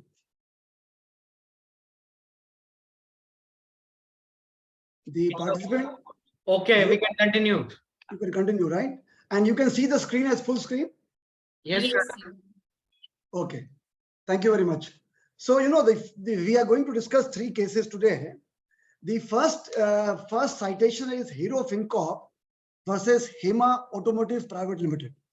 So this is a recent judgment of 6 January 2023, and it's an order of NCLAT. So the primary issue which we are going to discuss in this order is whether the COC has unfettered powers to order a liquidation of the CD or not. That is the primary issue which we are going to discuss. You can see on the screen, I have written the primary issue here is whether the COC has unfettered powers to liquidate a CD under section 33. That is the primary issue. So let me give you a brief background. So as you recall, section 33(1) says that during the period of CIRP, if the NCLT does not receive any resolution plan, then the adjudicating authority shall pass an order for liquidation. So in section 33(1), the word used is shall. NCLT shall pass an order for liquidation. Now 33 subclause 2 says that where the RP during the CIRP period, before confirmation of a resolution plan, with the approval of COC, files an application for liquidation of the CD. Again, the word is adjudicated authority shall pass an order for liquidation of the CD. So section 33(1), section 33(2), both talks about the adjudicating authority shall pass an order for liquidation of the CD. Now, this issue is further compounded by an explanation which has been added with effect from 16th August 2019 below section 33 subclause 2.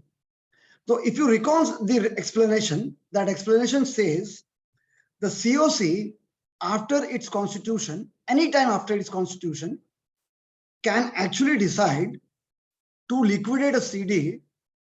So by and large, if you see the provisions of section 33, it gives an impression that COC has unfettered powers to order for a liquidation of the CD.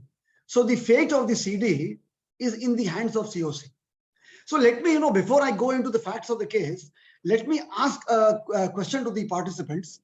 How many of you believe that the powers of COC are not what I say, as a unfettered powers, but judicial review is possible on the decision of the COC to pass an order for liquidation.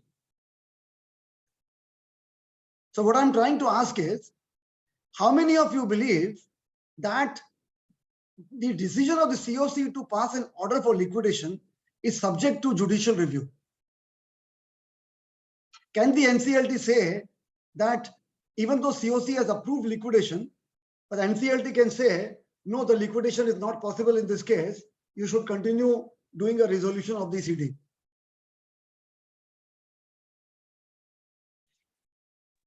Sir, I hope my already query is clear. established cases are there, sir, which says commercial wisdom is to be respected, or they should be given due weightage. That is a judicial pronouncement. No, so you mean to say that judicial review of the decision of COC is possible or not possible? Unless mala fide intention is there, Okay. normally judicial will not Not involve interfere. itself in Okay. the decision of the So COC. by and Because large, they put the money, they appraised the Absolutely. project, put the money. fair enough. So one gentleman has of the view that by and large COC has unfettered powers. Anybody would like to share the views? Yes, I can say. Yeah, please carry on, Mr. Purushottam. No, NCLT has power to review the decision of COC for whether to liquidate the company or not. Okay. If the COC has not taken a judicious decision, Okay. then the NCLT can ask them to review the decision. Right. Because if the plans are in place Right. and they have, for some reason, for a small amount or interest or any reason, they have rejected the plan and sent the company to liquidation. So as per the scheme of the law, that resolution is the first option rather than liquidation. So it can be sent for consideration, reconsideration to COC. Absolutely, sir. So thank you, Mr. Gagar. I think you have very nicely explained the matter. So if you recall the judgment of NCLAT in the matter of Binani Cement, NCLAT has held the first order objective of IBC is resolution. So resolution is the primary objective of IBC, and NCLT has powers to judicially review the decision of the COC. So this is what we are going to see in this judgment. So let us go to the facts of the case, because every facts are important and facts will determine whether the process has been properly conducted or properly not conducted. So let us see the facts of the case. So Hema Automotive is a large automotive company, and what has happened is, in this case, let us see the facts of the case. So the fact is that a Section 9 application was filed against Hema Automotive, that is the CD, and the application was admitted for CIRP on 8th July 2022. So it is a Section 9 application. Hema Automotive goes for CIRP under Section 9 on 8th July 22. Now the COC is constituted. Please note that there is only one creditor, financial creditor. So the COC constitutes of only Hero FinCorp. So Hero FinCorp is the only COC member. Now on 7th October 22, RP issues Form G with the approval of COC. Now the next point is very important. The RP convenes third COC meeting on 19th October 22 with the agenda of getting the eligibility criteria approved from the COC and getting the last date for receiving EOI extended. That is the agenda. Now, incidentally, I have highlighted this point.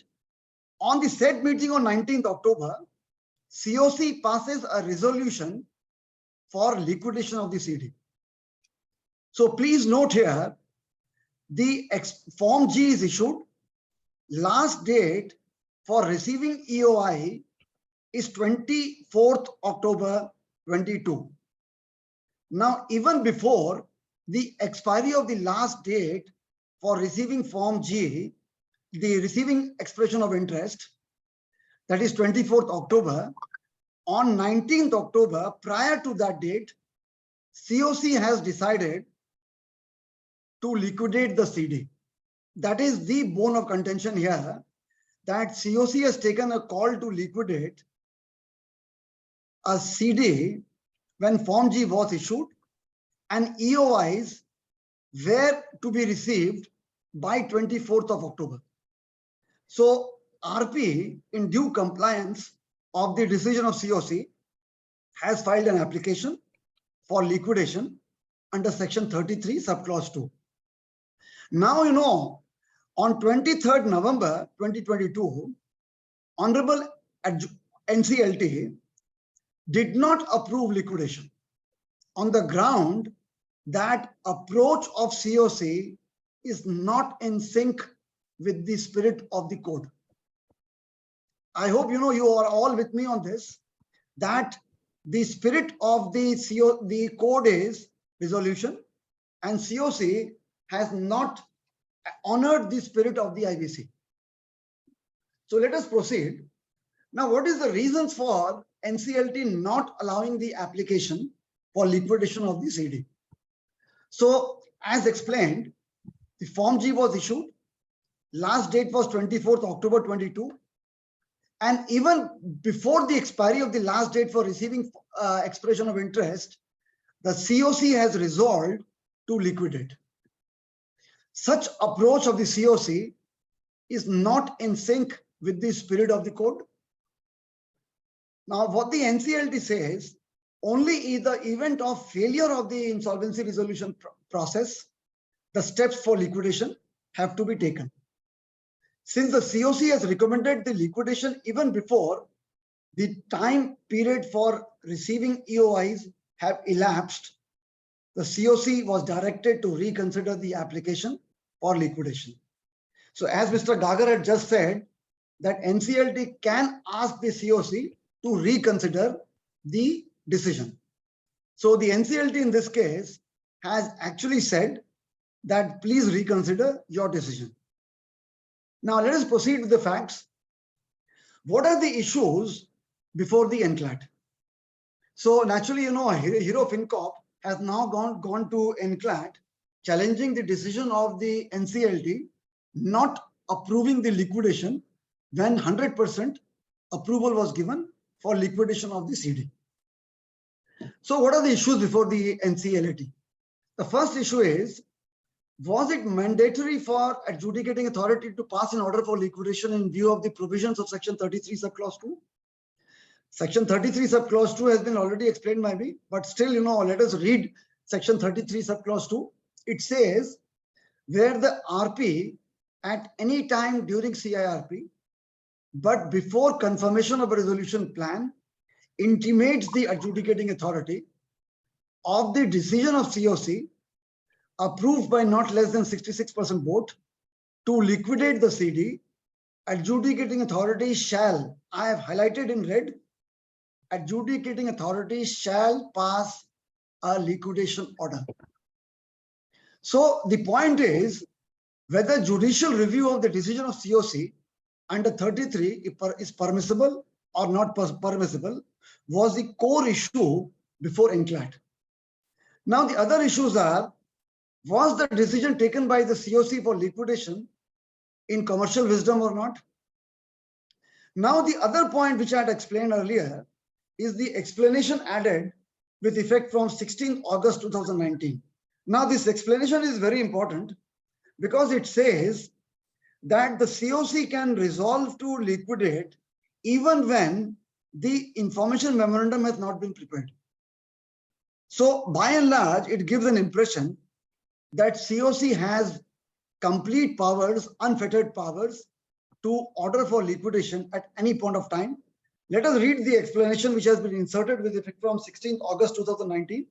This says, for the purposes of this subsection, that is subsection 33 subclause 2, it is hereby declared that the COC may take the decision to liquidate the corporate debtor at any time after his constitution. So the word is any time after his constitution under section 21, including at any time before the preparation of IM.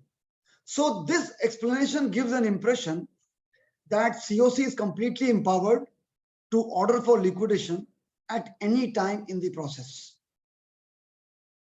And earlier, before this explanation was inserted, the NCLTs used to actually, ask every RP to run the entire process till, the Form Gs have been issued, EOIs have been received. And when, the process was completed, then only liquidation was possible. But after this explanation had been added, then NCLTs became more liberal in approving liquidation. So let us continue with the facts. And now the last issue before the NCLAT is that the word shall has been used in section 33(1) and 33(2). So does it mean that it is mandatory for the NCLT to pass orders for liquidation? So by and large, the crux of the whole issue is it mandatory for the NCLT to approve liquidation, or they have powers to judicial review the decision of the COC? That is the main issue involved in the matter. Now, one judgment has been referred in the order of NCLAT, which has been referred by the appellant. So let us read that judgment as well. This judgment is called as the Sridhar Tripathi versus GSFC, Gujarat State Financial Corporation. Again, this is an NCLAT judgment of 12th October 22.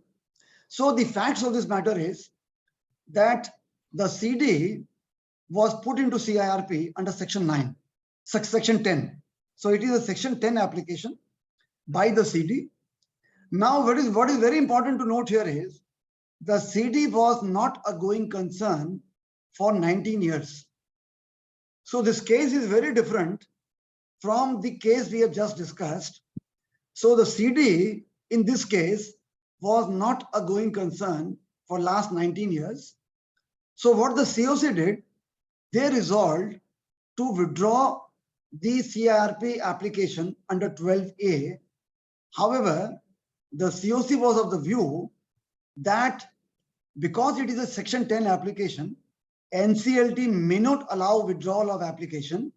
So in an alternative, they proposed liquidation of the CD in case withdrawal is not allowed by the NCLT. So in case the withdrawal is not allowed, then they as an alternative remedy, they pressed for liquidation of the CD. Now, incidentally, Mr. Tripathi, who is the promoter of the company, he said that decision of COC is arbitrary. So what the NCLAT held, NCLAT said that it did not entertain the plea of the promoter. It said that the CD is not operational for 19 years, and hence under the facts of the case. Now, this is very important to note that decision taken by the COC was in the facts of the present case, and it cannot be said that whenever decision is taken for liquidation, the same is not open to judicial review by the adjudicating authority and this appellate tribunal. So in that case also, NCLAT held that decision of the COC is subject to judicial review. However, in the facts of this case, because the CD is non-operational for 19 years, so the application was allowed. So continuing with the case of Hero FinCorp versus Hema Automotive, the NCLAT held that judicial review of the decision of COT in a particular case is not prohibited. So the decision of the COC is subject to judicial review, number one, that is the decision. Second, in Sridhar Tripathi's case, it has been clearly held that judicial review of the decision of the COC is not precluded and depends on the facts of each case.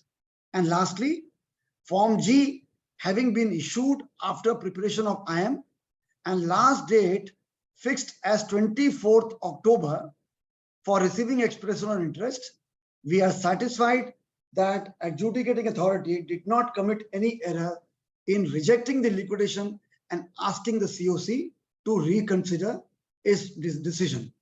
So that is a nutshell that the NCLT can judicially review the decision of the COC to liquidate, and if the facts of the case are such that liquidation was not justified, then the matter can be referred back to the COC for reconsideration. Any questions, on this judgment by NCLAT from any participant? If, anybody would like to, express their views on the judgment.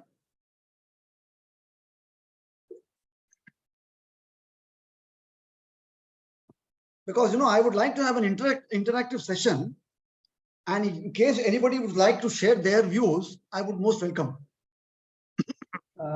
I just wanted to ask 2-3 Yeah. points. Please. Whether if there is a commercial decision taken by COC Right. and they have rejected the plan properly, Okay. in that case, still the NCLT has power to review that commercial decision. So, Mr. Purushottam, you have raised a very good point. My view is that if the resolution plan has been rejected, then the NCLT doesn't have a power to review the commercial wisdom of the COC. Because if you remember the judgment of SR Steel, Honorable Supreme Court has very clearly held that commercial wisdom of the COC is not justiciable. That has been held by Supreme Court. Commercial wisdom cannot be reviewed by the NCLT. However, in this case, what has happened is that the last date for receiving Form G, the expression of interest, has not expired. So naturally, EOIs have not come. And before the EOIs could come, NCLT has, the COC has decided to liquidate. So I think, on your query, my view would be, after the resolution plans has been considered and rejected by the COC, NCLT cannot ask to review the commercial wisdom of the COC. Yeah, but suppose there is only one plan received. Okay. And it is the value stated in the plan is less than the liquidation value. Right. It happens sometimes. Yeah, carry on. You are right. And commercially, it is a viable plan. That is what has been RP has stated that. Right. But still, only on the fact that it is less than the liquidation value, recording that fact, they have rejected the plan. So is it correct on the part of COC, and whether this kind of decision can be reviewed by the NCLT? So this is completely different, Mr. Purushottam. Let me, express my views. I may be right, I may be wrong. But if you recall the judgment of Honorable Supreme Court in the case of Maharashtra Seamless, in that matter, Honorable Supreme Court has clearly held that resolution plans which are below the liquidation value can be approved. That is one part of the problem. Now, second part is that the plan is viable and feasible has to be a decision of the COC. It cannot be the decision of the RP. So if suppose the COC has held that the plan is viable and feasible, but just because the plan is below liquidation, I'm not approving the plan. That plan is subject to judicial review. Yes, that is exactly what I wanted to say. So that is subject to judicial review, because simple point is, had the COC said plan is not viable, not feasible, then it is not subject to judicial review. So what I'm trying to explain is, the viability and feasibility is the domain of the COC. NCLT cannot say that no, the plan is viable, feasible, you review and make it viable and feasible. This is the short point I'm trying to distinguish. Got it. Any other points, sir, by any other participant?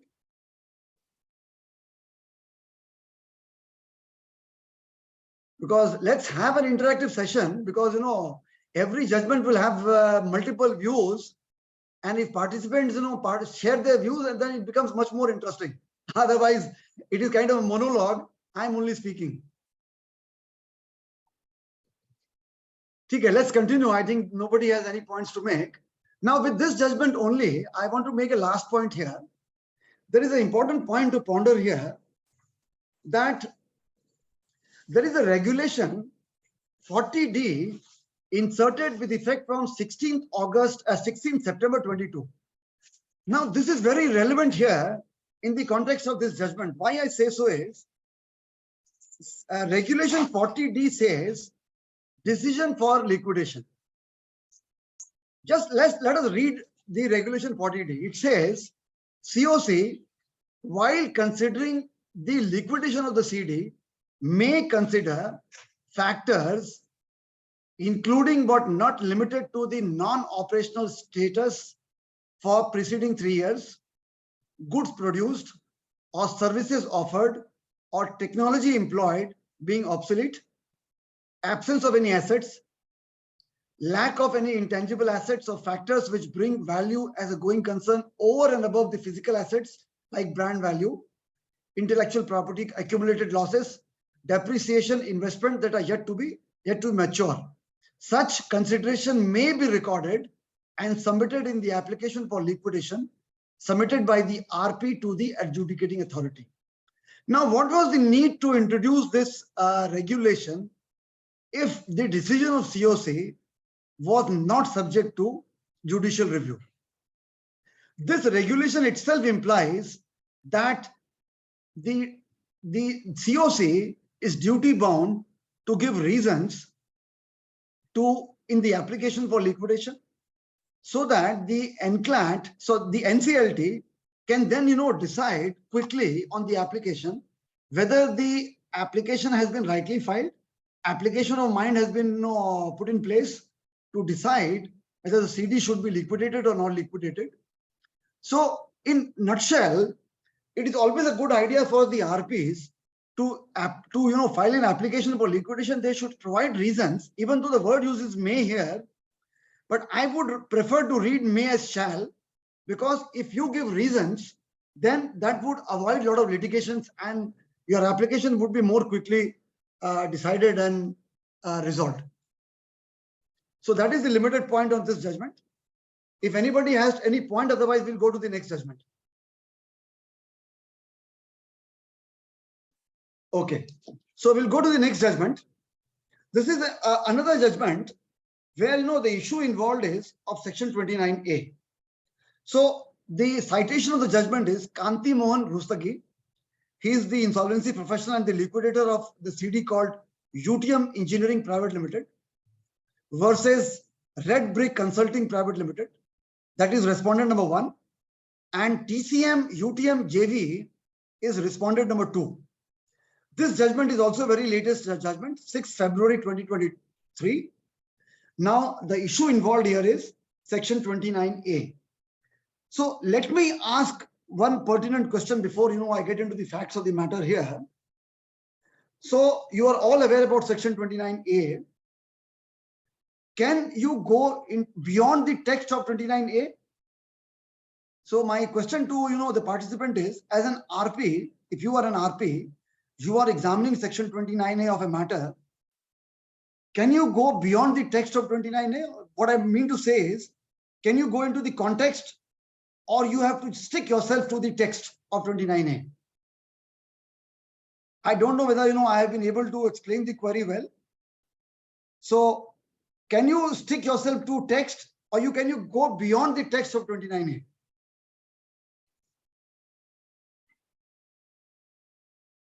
Have I been able to explain my query?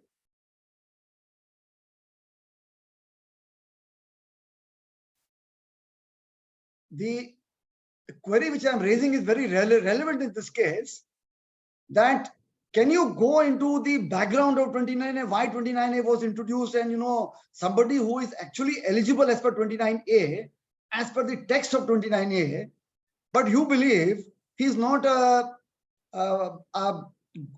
right person who should be the applicant in the matter, even though legally he is eligible. Can you reject his plan? Suppose a promoter gives a plan. As per 29A, the promoter is eligible. Can you reject his plan? Stating that he is a promoter. Reason, sir. We cannot blindly, refuse. So You you have mean to- to say that if under 29 the promoter is eligible, then he can give the plan, As per the section, if he is eligible, why not? right? It's absolutely right, sir. So what I'm trying to say, sir, that once I read the facts of the matter, you will see why I'm raising this query. As an RP, we are not powered to go beyond the text of 29A. So whatever is laid down in 29A, we have to go by the letter and spirit of 29A because we don't have any adjudicating powers. We cannot say that he's not a desirable person to be an applicant. Whether a person is desirable or not desirable is for the courts to decide. As a RPs, you cannot say that the person is not desirable to be a resolution applicant, even though he is eligible to be an applicant. That is my short point. So let us go to the facts of the case, and then you will decide, you will appreciate why I'm raising this query to you. So what is the facts of the case? The liquidation order was passed against the CD UTM Engineering Private Limited by the Honorable NCLT, while its order dated 15th October 2020, and Kanti Mohan Rustagi has been appointed as the liquidator in the matter. Now NCLT, while its order dated 23rd November 2020, directed the liquidator to sell the CD as a going concern. And the liquidator was also directed to engage with Tantia Construction Limited, which is abbreviated as TCM, which had a JV with the corporate debtor. Now the name of the JV is TCM UTM JV. UTM is the CD. TCM UTM JV is a JV, and they were executing some large Indian railway contracts. So the direction of the NCLT is, number one, sell the CD as a going concern and also engage with Tantia Constructions Limited. Now, the liquidator receives one bid from R1. Please remember R1, that is Red Brick Consulting, is the person who has given the bid, and only one bid was received from R1. So his plan was approved, and the liquidator files an application for approval. Wide IA 3113 of 2021 has been filed by the liquidator for approval of the bid received from Red Brick Consulting, that is the respondent number 1, under Regulation 32A of the liquidation regulation. Regulation 32A is the going concern regulation. Now, what happened? This other company, JV company, is represented by Mr. K.S. Mandal. He files an application objecting to the sale of the CD to R1. Now, let us understand, please, here, K.S. Mandal is one of the directors of the corporate debtor. And the Red Brick Consulting is also being represented by one of the directors of the CD. So the next point here is, in pursuance of the EOI received from the liquidator on 22nd January 2021, e-auction was conducted on 16th June 2021. Only one bid was received from Red Brick. Against a reserve price of 2.04 crores, bid was received for 2.05 crores, and R1 was declared as a successful bidder.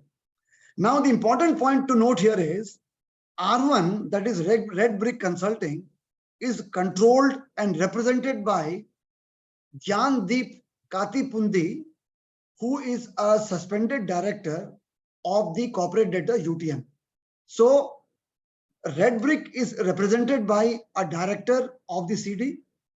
So indirectly, CD, the director of the CD is actually trying to acquire the company through another company where he is the director. That is the short point I'm trying to make here. So let us continue the facts. Now, TCM UTM JV argued before the NCLT. Now, this point is very important here.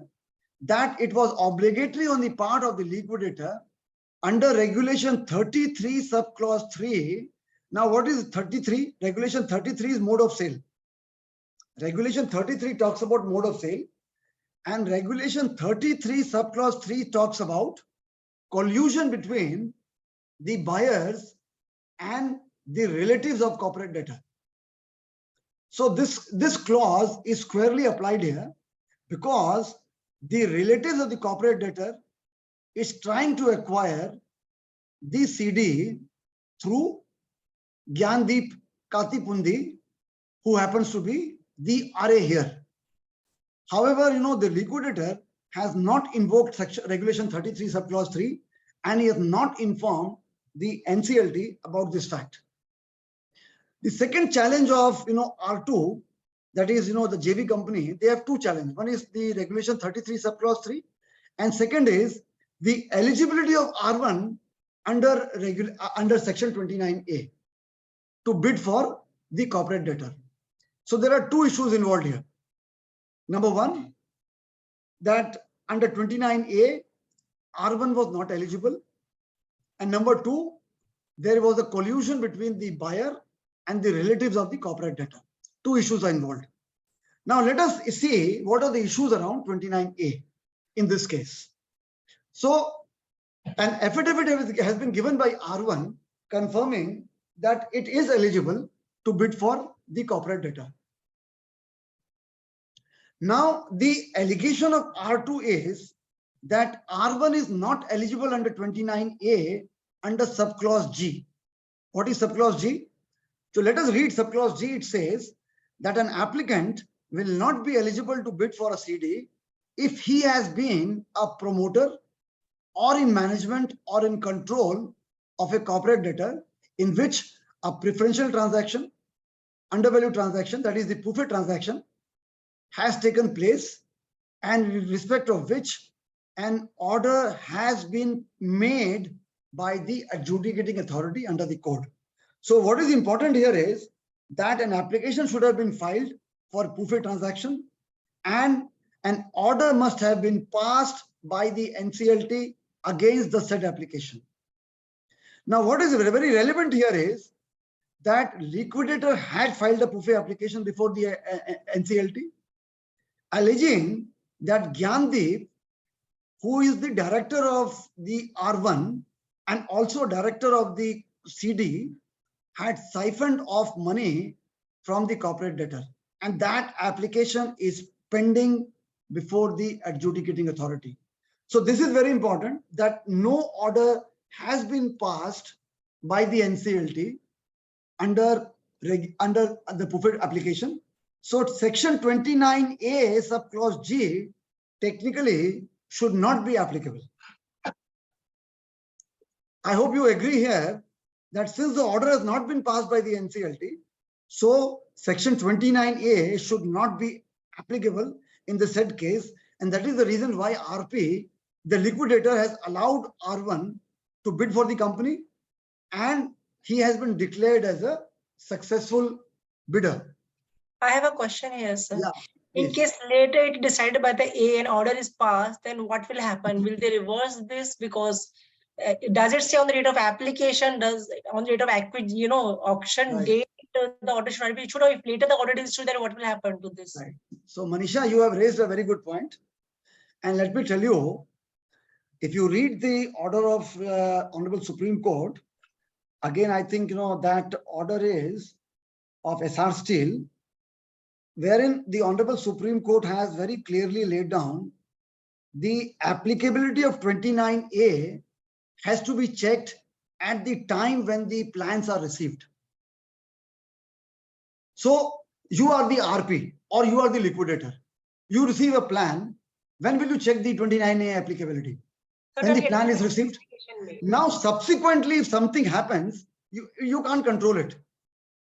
Suppose the applicant becomes a willful defaulter subsequently, and he becomes a successful applicant in your case, and becomes a willful defaulter subsequently.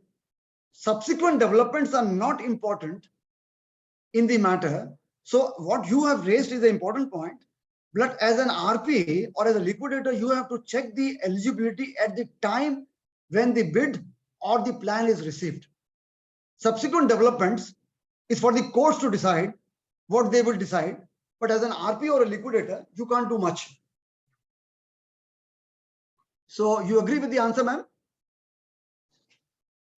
Yeah, certainly. But in some cases, there is only one bidder and that bidder is also ineligible. That means you can't sell the property, even though the Absolutely. bidder is not eligible under Absolutely. 29. The point is, You cannot. it will remain unsold. Absolutely.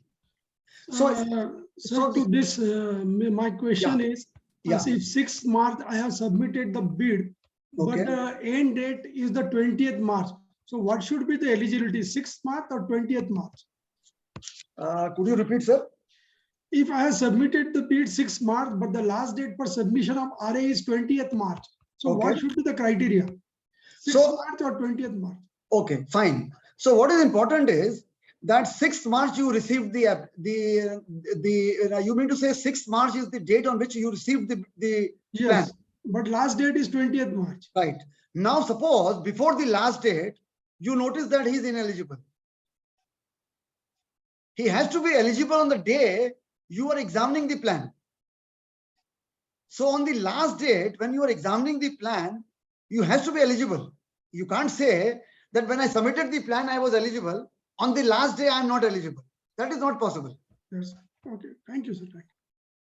So what I'm trying to say is that during the process, if somebody becomes ineligible, he will be ineligible. But after the conclusion of process, he becomes ineligible, then it is for the courts to decide. So, ma'am, on the query what you raised, if you read the opening lines of section 29A, I'll just read for the benefit. The opening lines of section 29A says, a person shall not be eligible to submit a resolution plan if such person, then basically what it says, the opening line itself says that he will not be eligible to submit a plan. So what it implies is on the date of submission of the plan, he should be eligible. And during the process, he becomes ineligible, then again he is ineligible. So continuing with this point of the facts of the case, here the PUFE application was filed by the liquidator and allegations were made against the director Gyandeep, who is the director of the CD, as well as the director of the R1, who is the successful bidder. And that application is pending before the court for decision. So section 29A very clearly says that a decision has been made by the NCLT on a PUFE application. So in this case, since the decision was not made by the NCLT, so the liquidator thought he is eligible. Now, continuing with the facts, what are the issues around 29A? Now, this is very important to note here. The purpose of section 29A is to ensure that a person who is the cause of the problem cannot be a part of the solution.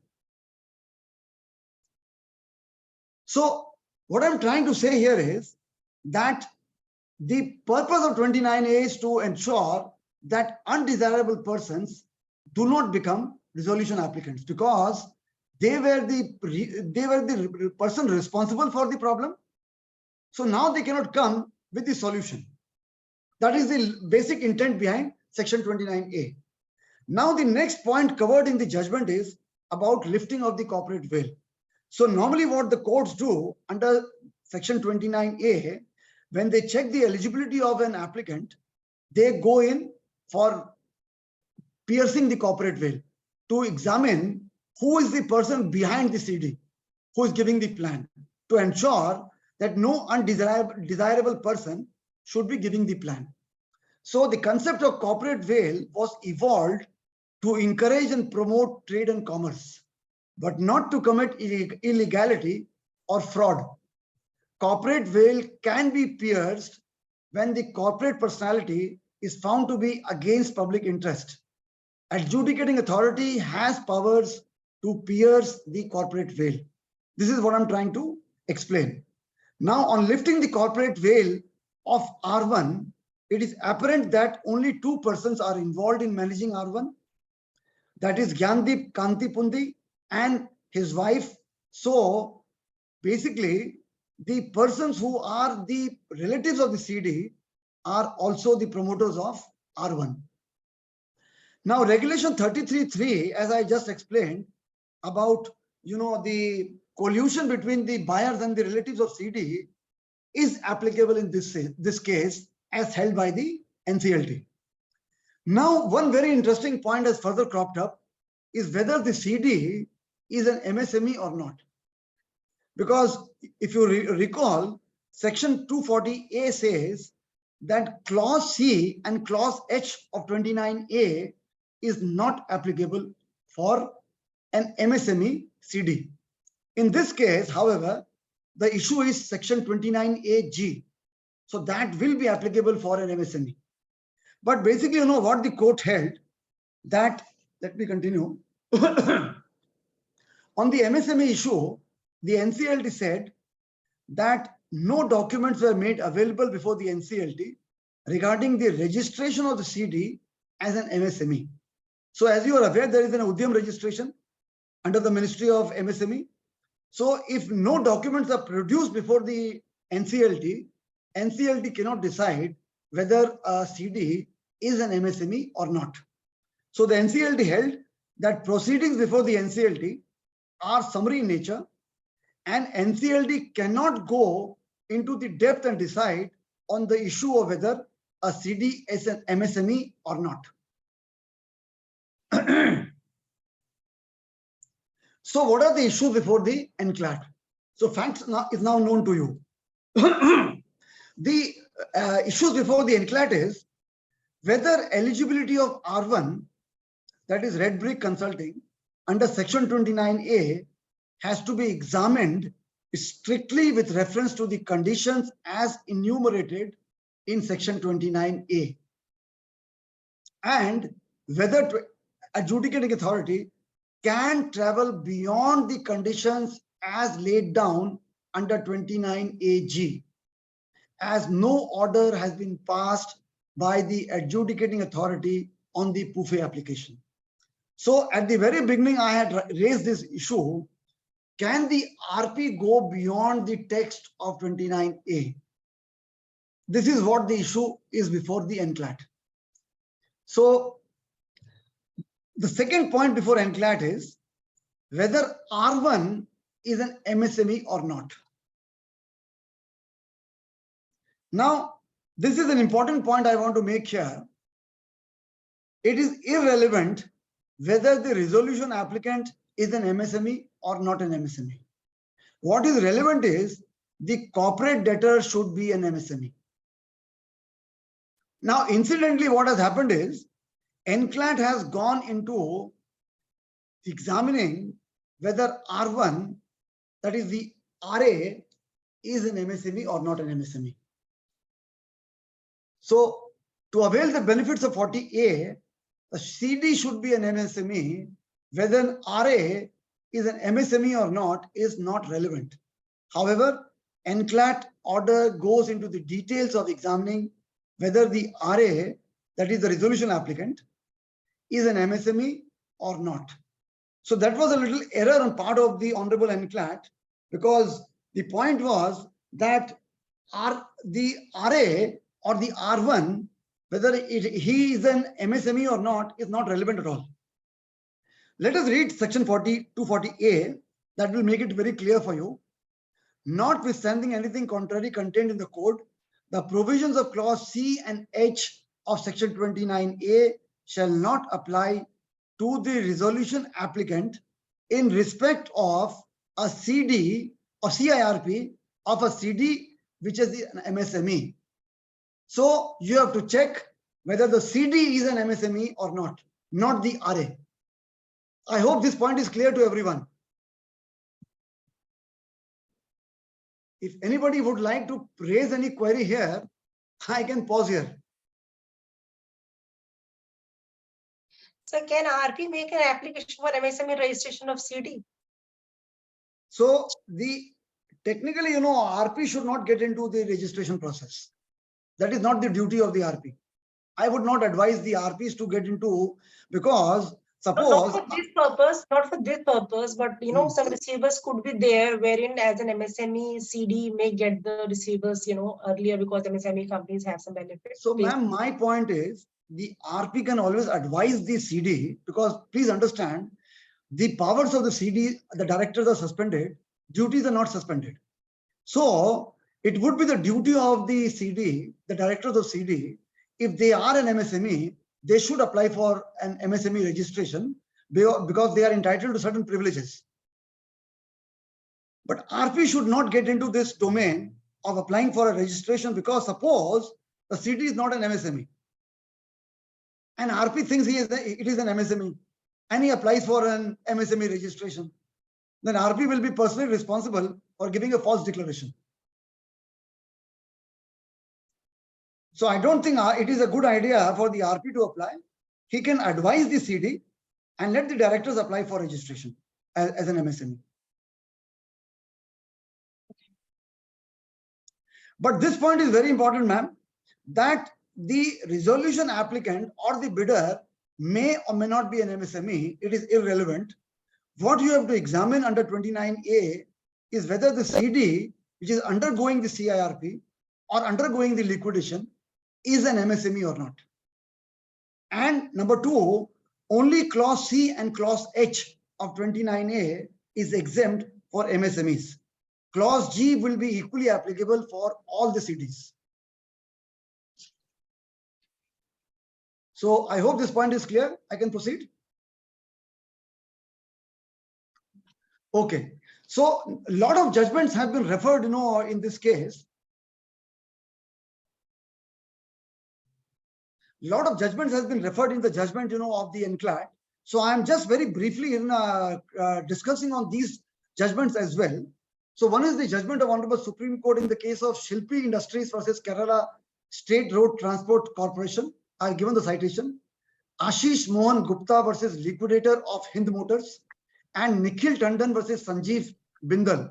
So all these matters, the common point was that it was held that with respect to MSME registration, that it is the enterprise's responsibility to register itself as an MSME under the relevant notification of the MSME and to produce the evidence of such registration for claiming the benefit under section 240A.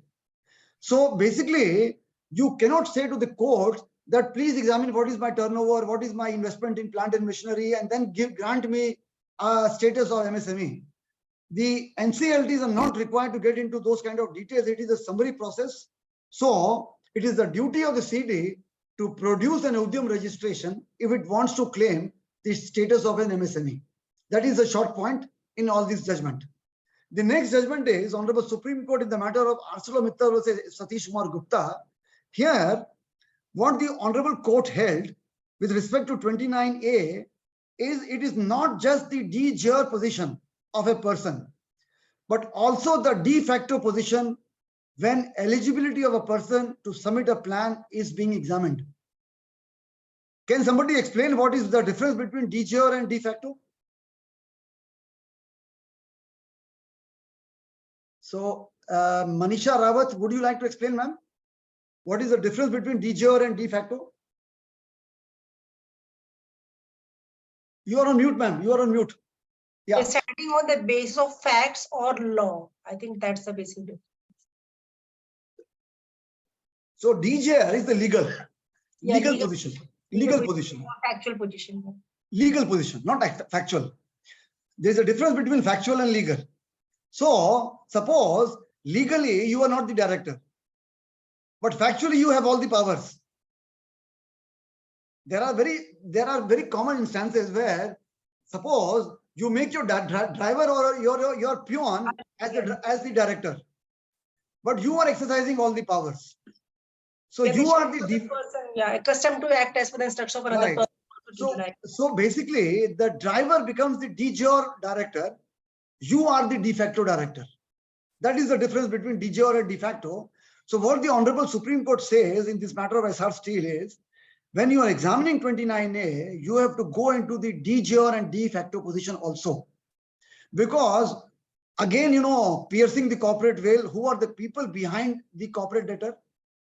And then examining where no undesirable person is participating to become the applicant through the back door. That is the intent of 29A.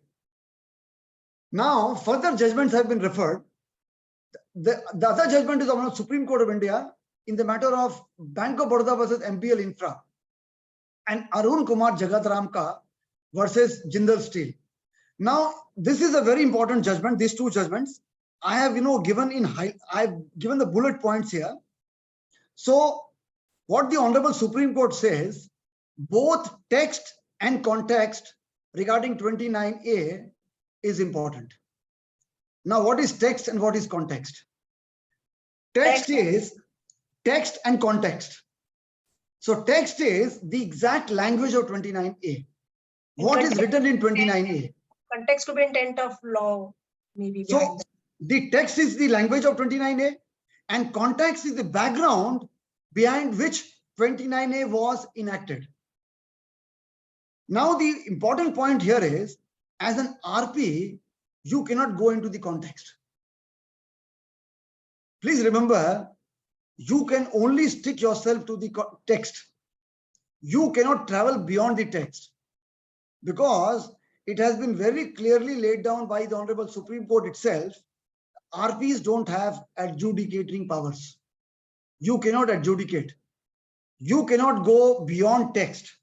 However, the courts can go into the context. So what the Honorable Supreme Court says, text and context both is relevant when you are examining 29A eligibility. The second point is extremely important, purposive interpretation. What is the meaning of the word purposive?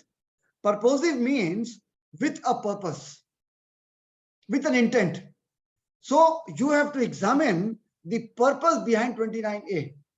Why 29A was enacted, introduced into the legislature, and what is the reason for 29A, and you have to make a purposive interpretation of section 29A.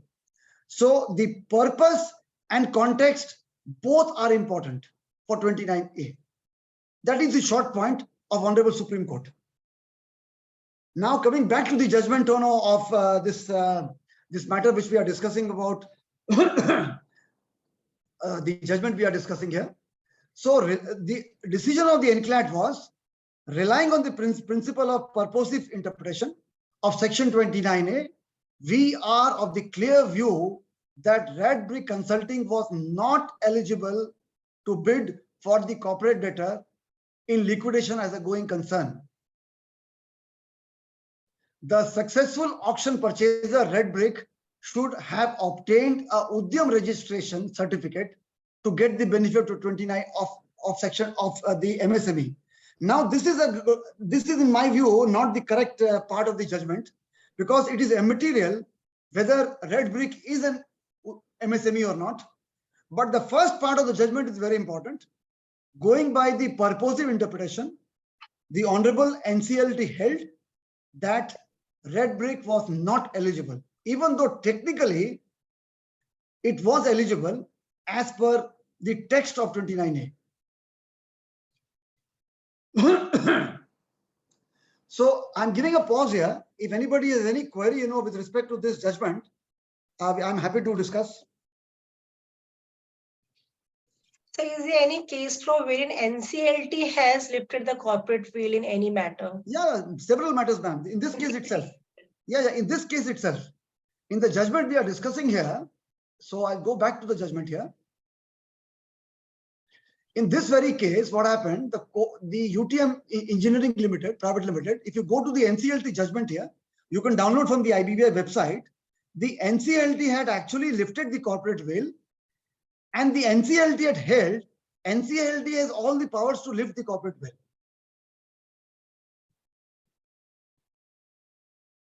In fact, here, NCLT had actually denied the benefit to this R1 to acquire the company, and the judgment of NCLT was upheld by NCLAT.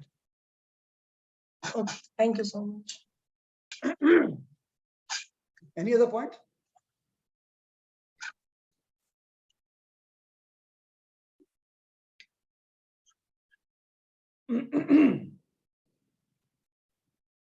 So in case there is no other point, we can go to the third judgment, the last judgment we have to discuss. I don't see many participation from the participants.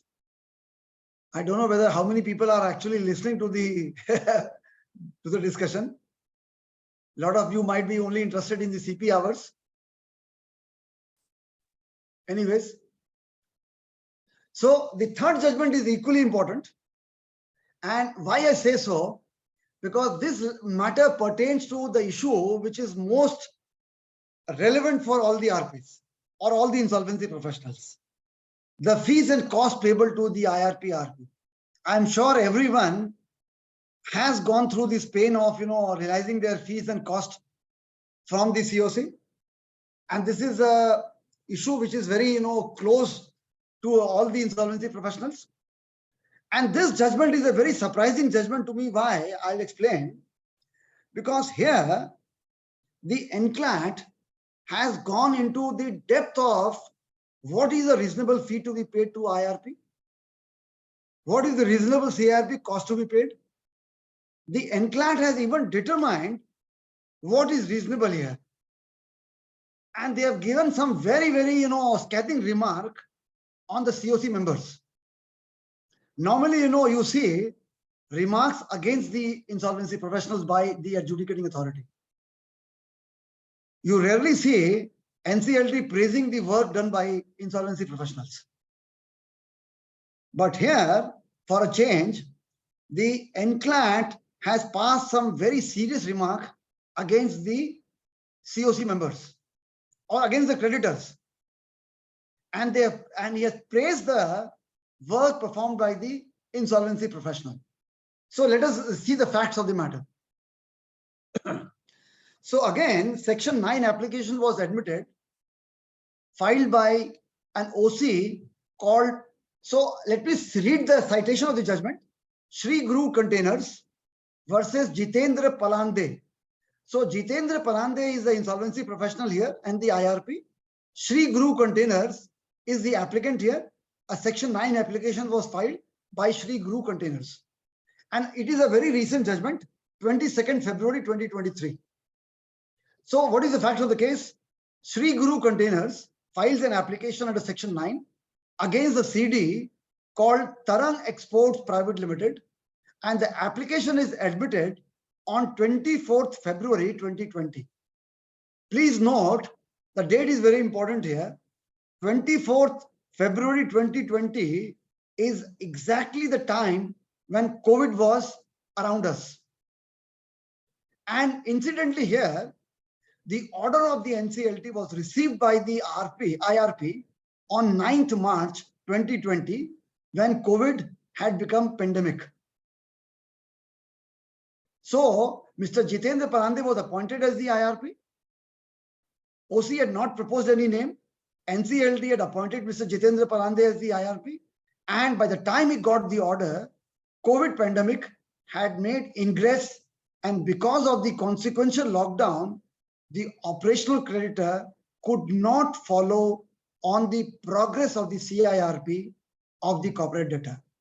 So please remember here, Section 9 application, OC files an application, application gets admitted, there is a COVID now, and nobody has actually followed what is happening in the CIRP process. Even the applicant has not followed up with the IRP upon the progress of the CIRP process. So on 21st March 2022, please note, admitted on 24th February 2020, after 2 years, 21st March 2022, IRP files an application under Section 60 subclause 5 before the NCLT, seeking termination of the IBC process or the CIRP process, number 1. Number 2, seeking payment of the cost and fees amounting to 5,62,000 for the duties performed and discharging his duties as an IRP. So he is seeking to terminate the process and payment of his fees and cost from the NCLT. Now, this matter goes to NCLT. NCLT, by its order dated 7th December 2022, allows the application and directs the OC to pay 5.62 lakhs to the IRP. So against this order, OC files an application in the NCLAT challenging the order of the NCLT, stating that the order is not correct and I should not be asked to pay any amount to the IRP because IRP has done nothing in the process. There was a COVID and IRP has not done any work. Only for 2 years he has passed on time. There was a dereliction of duty. He has not performed his work and he is seeking fees for work not performed by the IRP. So all the allegations by the OC is against the IRP. No claims was received by the IRP. Please note here, no claim is received by the IRP. Therefore, no COC was constituted by the IRP. No cooperation was also received by the CD from the IRP. Section 19 application was filed by the IRP. No progress could be made in the CIRP process because no claims were received, no COC constituted, no information received, nothing happened. 2 years lapsed without much work and activity. So let me pause here for a moment and let me ask some queries here. So presume you are the IRP here. Naturally, you have whatever you could do, you have performed your duties. Should you be eligible for fees and costs or not?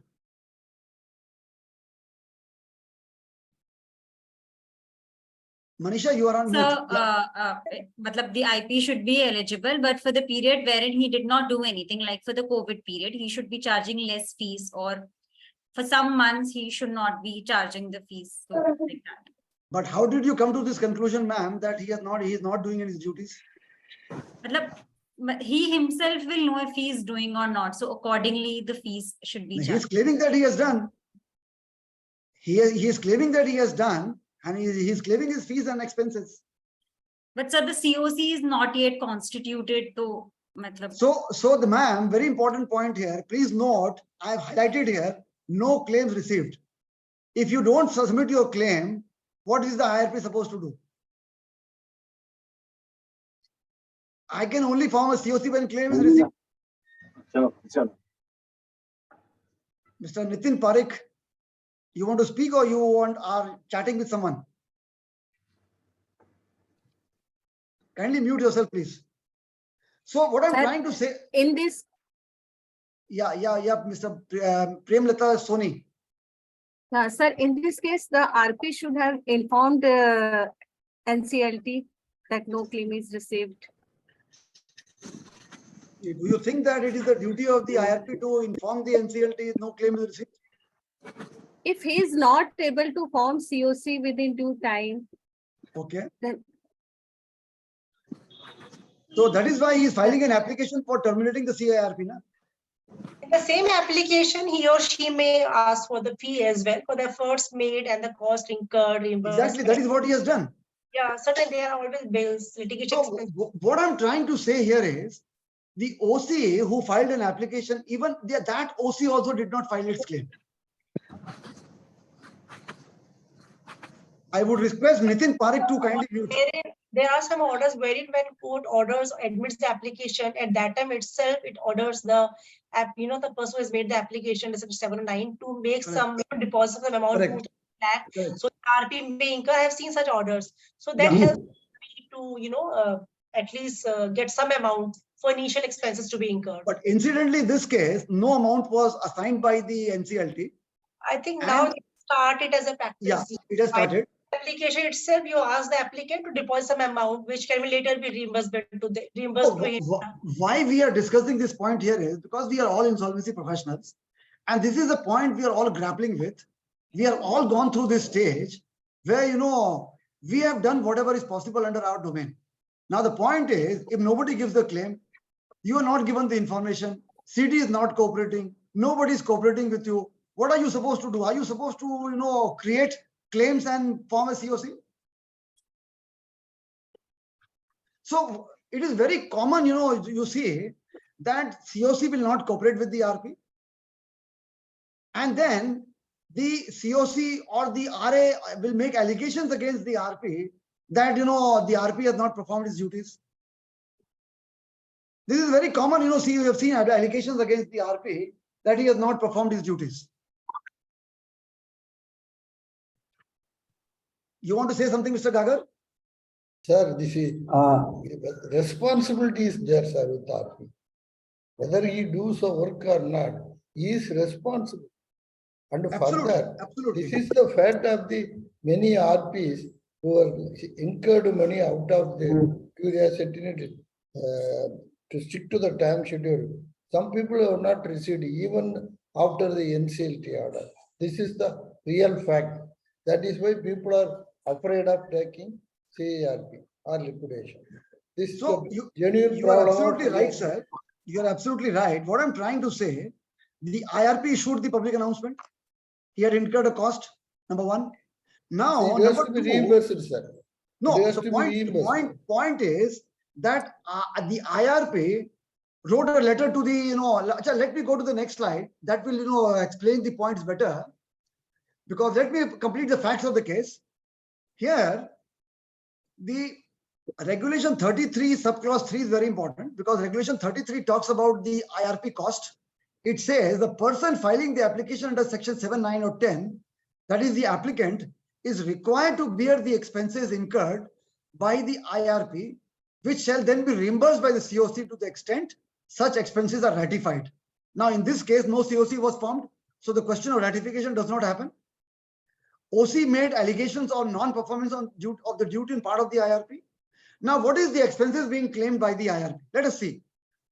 IRP is claiming a fee of 4 lakh rupees, public announcement of 12,000 rupees, legal expenses of 50,000, company secretary fee of 50,000, out-of-pocket expenses of 50,000, total amount 5,62,000.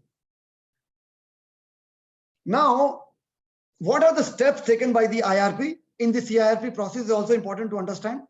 Number one, on appointment of the IRP sought the contact details of the operational creditor because he was the applicant in the matter so that he could invite claims. Email was sent to the suspended management of the CD requesting for information. Public announcement was made on 11th March. RP visited the office of CD on 17th March. No claim was received by the IRP, not even from the applicant OC. So basically, now if you discuss on this point, you see he has visited the office of the CD.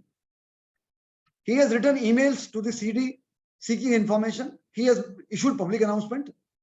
He has sought the contact details of the OC. So whatever is possible, he has done. And naturally, whatever time he has invested, he needs to be remunerated for the work performed by the IRP. Now let us continue the facts. What are the issues before the NCLAT? The issues before NCLAT is the RP entitled to claim fees and expenses incurred in the CIRP process? If so, whether it is incumbent upon the OC to bear such fees and expenses? So first point is whether the IRP was entitled to claim fees and expenses or not when nothing has happened in the process. And if so, is it incumbent upon the OC to make the payment? Second, whether the IRP had discharged his duties as an IRP with due diligence in furthering the CIRP and therefore entitled to the fees and expenses incurred by him. So the point is, has he done his duties diligently or not? And is he entitled to his fees or expenses or not when actually nothing has happened in the CIRP process? So now let me discuss with you, how many of you believe that what has been claimed by him should be payable to him? Or let me ask it this way, how many of you believe that it should not be paid to him? Because nothing has happened in the process.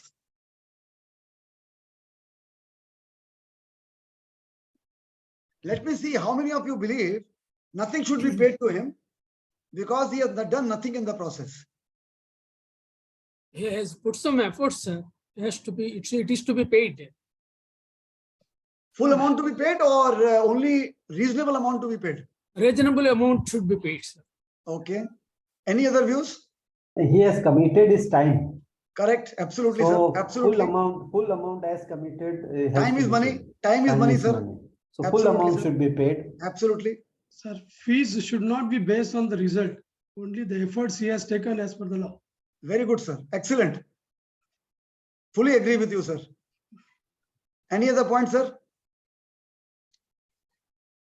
In COVID period, sir, the fees is not paid by in so many cases we have seen, sir. Yeah, absolutely. They have not given because of COVID. What you have done, nothing is done by you.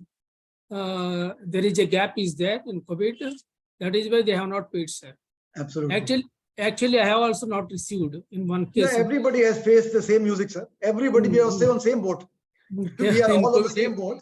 It happened like that, sir. Absolutely, absolutely. So anybody else wants to make any point here? Or we can continue on this point? So let us continue. So what are the observations of the NCLAT? This is something very, very important. This slide, I want you to pay attention. The scope of CIRP related work became limited and restricted by the fact that progress got stonewalled due to lack of flow of information and lack of claims. Diligence on part of the IRP in proceeding with the CIRP cannot be found to be wanting. So this point is very important for the insolvency professionals. When nothing had happened, NCLAT has held that the process was stonewalled for lack of information, not because the IRP was wanting in his duties. Because he had received no information, the process got stonewalled. Second, which is most important, shifting of the entire blame on the IRP on grounds of non-performance of duty and making him the scapegoat does not appear to be justified. This is in inverted commas. I think, this is what is happening in most of the assignments. COC will not pay the fees, will not participate in the process, and will make IRP the scapegoat. Third point is equally important. It is equally important for the creditors to play a catalytic role in the insolvency resolution process, given the present regime of creditor in control. So creditor cannot be found sleeping. They have to play a catalytic role. Fourth point, the rigors of similar standards of discipline should also apply to the creditors. These words are music to the insolvency professionals because what we have been discussing has been now written in the order. The rigors of similar discipline should also apply to the creditors. This is clearly a case where the CIRP process was being hindered due to want of cooperation and participation from the creditors. And lastly, the conduct of operational creditor in the present case is deprecatory in that once the process had started, the operational creditor went into a sleeping mode. What mode do you want the court to write? So these are very strong words. Should be active. So the words are very strong, and this judgment can actually be used as a reference by the RPs in matters where you are not being paid, or you have done your duties diligently. That is why I thought this is a very important judgment for the practicing practitioners, because you have done your duties, whatever you could do. Now, if company has not resolved, I'll tell you in the assignment, and not naming the assignment, the COC says, if there is a resolution, we will pay you the fees. If there is no resolution, we will not pay you the fees. It is minutized in the COC meeting. If there is a resolution, we will pay you. Otherwise, we will not pay you. Is the RP responsible to to create a resolution? Can you manufacture a resolution, RP? The creator's mindset is like that only, sir. They are Absolutely. expecting the resolution plans, repayment plans. If it doesn't come, even if we do the work, they are not giving fees. So unfortunately, the creditors are expecting the RPs to manufacture a resolution, which is not the intent of the code. The RP can. Sir, the principle for any probation will be fees cannot be based on the outcome. That is Absolutely. very wrong. Even if they are monetize it, it's very wrong. 100% correct, sir. But unfortunately, what is happening is that if the process, because there are no assets in the company, why did the bankers give a loan to that CD? Though nobody is questioning that point. But because there are no assets, no recovery is possible, so the fees of the RP should not be paid. That is the decision of the COC. So let us continue. So here. Sir, my one question is there. Yeah, please. Yeah, in this case, the IRP, appointed IRP has not advised the applicant OC to file a claim because they mostly act through advocates and they are very diligent in filing claims. So that is very surprising. Point is, if you notice here, I'll go back to the slide. The duties performed by the IRP, one of the duties, he sought the contact details of the operational creditor through an email. The point is, if the OC is not even responding to the emails of the IRP, what is the IRP supposed to do? Right. And mostly these OCs have submitted the claims to advocates only. So I'll tell you what happened, ma'am. These OCs are only interested in recovery. So they have filed the application to create a pressure on the CD to basically make the payment of their claim. But some cases gets admitted and the cases are not settled. Most of the cases are getting settled before admission. But once they are admitted, then, the OC goes into a sleeping mode because he knows he is not going to get any money in the process. Right. So I have such case. One of the cases with me at present also. Yeah. In which the COC is not participating and the recent order is there in my favor of the payment of fees. So the court has even in this OC, there are governments also, government like excise department. And they have court NCLT educating or naval educating authority has directed them also to pay the fees and they have paid, sir. No, excellent. So basically my point, ma'am, here is that I would like to advise all the insolvency professionals. It is very critical to maintain records of the services rendered by you or the duties performed by you. So if you read the language of the regulation, contemporaneous records have to be maintained by the IP. So what is important is whether the result has been achieved or not is not that significant. What is important more here is whether you have done your duty or not, you have the records to demonstrate that you have done everything possible under the facts of the case to ensure that the process has run as laid down on the code. So you have done whatever was possible to get the information from the CD. You have written emails. You have filed 19 applications. Whatever was possible under your domain, you have done your duty. That is very important. And don't get into only a verbal communication with the CD. Please write emails and maintain a written record of the duties performed by you. Because suppose you are only making a telephone calls to the CD to provide information and he is not providing the information to you. Later on, you will not be able to prove that you have done your duty. So maintaining record and minutizing the duties performed by you in the COC meetings. The minutes of the meeting should document the duties performed by the IRP or the RP or the liquidator. That is very, very important to substantiate that you have done your duty diligently. Otherwise, you would find it difficult to realize your fees and cost if the COC doesn't pay. So continuing with the observation of the end client, there are two more observations.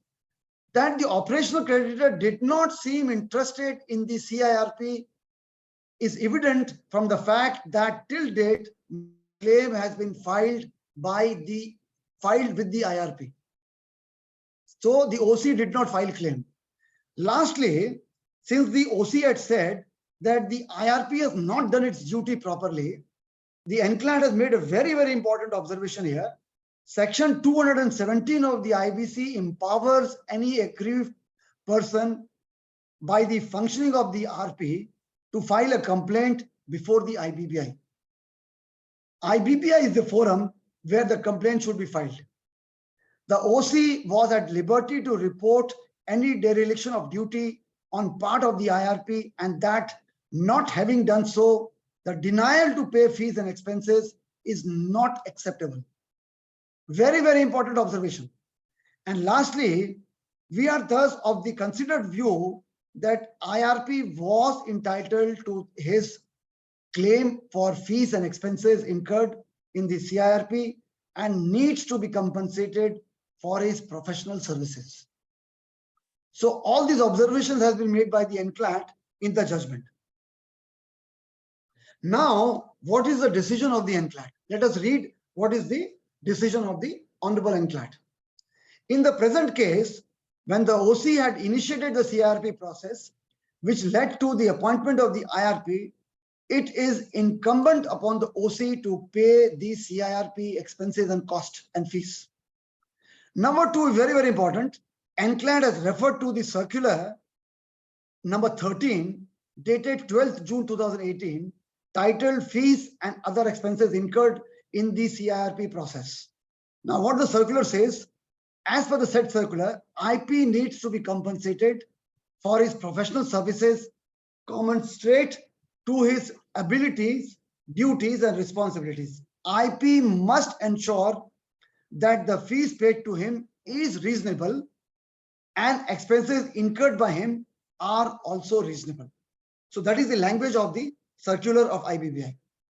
Now, what is most surprising in this order is that NCLAT has even gone into the extent of examining what is reasonable cost and what is reasonable expense in this judgment. Now, let me tell you, the general practice with the NCLT and NCLT is, whenever the issue of payment of fees comes before the NCLT, they will refer these matters to an IBBI, and IBBI is directed to decide what is the reasonable fees and expense which should be paid to the IP. And IBBI has a very standard practice. They will constitute a committee to examine what duties has been performed by the IP under the said CIRP process. And based on that report of the committee formed by the IBBI, the fees is determined and paid. I have been a part of a lot of committees of IBBI where the fees of the IPs have been determined by IBBI. But I have not seen any order where NCLAT, instead of directing the IBBI, has actually himself gone into the extent of examining what is reasonable cost and reasonable fees payable to the IP. So what the order says, it says, the order refers to the Society for Insolvency Practitioners of India, which is called as SIPI, and its statement of best practices for payment of CIRP cost. Now, what is the decision of the NCLAT? The NCLAT says, the NCLAT order has gone into the details of determining the fees and cost to be paid to the IRP. The order says that substantial part of the CIRP period was hit by COVID and not much progress could be made in the process. Hence, a fee of 2 lakh rupees was determined by NCLAT as reasonable. So if you recall, 4 lakh rupees was claimed.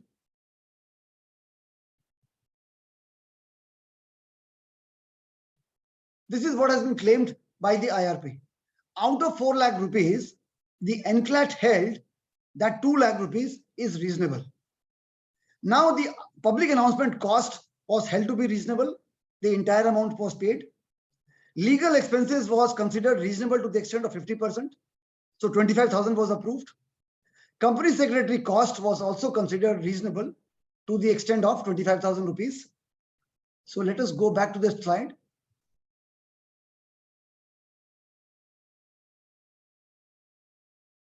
So in total, an out-of-pocket expenses of 25,000 was also allowed. So out of 5,62,000 rupees, NCLAT held 2,87,000 rupees to be a reasonable cost and fees, and that amount was directed to be paid by the applicant OC to the IRP. So what is the point here I want to make here to basically pointer here is that usually in these cases, the NCLT will direct IBBI to determine the fees, what is the reasonable fee and cost to be paid to the IRP, and IBBI will constitute a committee which will always have an insolvency professional as a member of the committee, apart from the officers of IBBI, to decide what is the fees to be paid. So it is very rare to see NCLAT determining what is reasonable to be paid to the IRP or the RP. So that brings my presentation to the end, and we have another 5 minutes time left. So I would be happy to answer any query, any discussion anybody has on any of the case laws discussed, whether discussed by the earlier speaker or by me. Sir, in this case itself, when NCLAT has reduced the fee to 50% as a legal expenses, if RP has paid to the lawyer, who appeared before the court, and how can that expense be brought down to 50%? Either lawyer will do. Good point, ma'am. So the answer to this query will be, I'm sure the RP would not have produced an invoice of 50,000 rupees before the NCLT. That could be. Had he produced an invoice of 50,000 rupees that I have already incurred that cost, then that amount would have been paid to him. Absolutely. I have one. Please carry on, ma'am. Another question is, whenever any applicant, this PRA is filing a resolution plan, they need to mention that they will pay the CRP cost in priority to the, the other amount, and certainly it is there in the plan. Yeah. The point is, at the stage when this plan is submitted by the PRA, at that time CRP is in process, and approval by NCLT 2-3 years.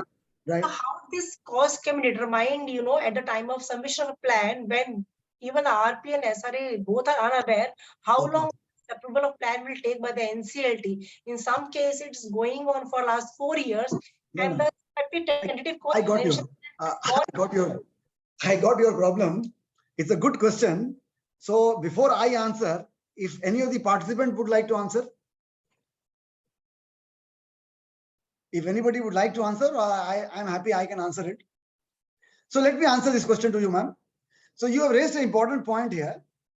And this is a very common phenomenon that every case, when the plan is being considered, the process is still going on. And costs are being continued to incur. So suppose at the time when the plan is being considered, 2 crores of CIRP cost has already been incurred. Now, the RA writes in the plan that I will pay only 2 crores. What happens to the amount incurred subsequent to 2 crores? So the general practice here is, I will give you the general practice.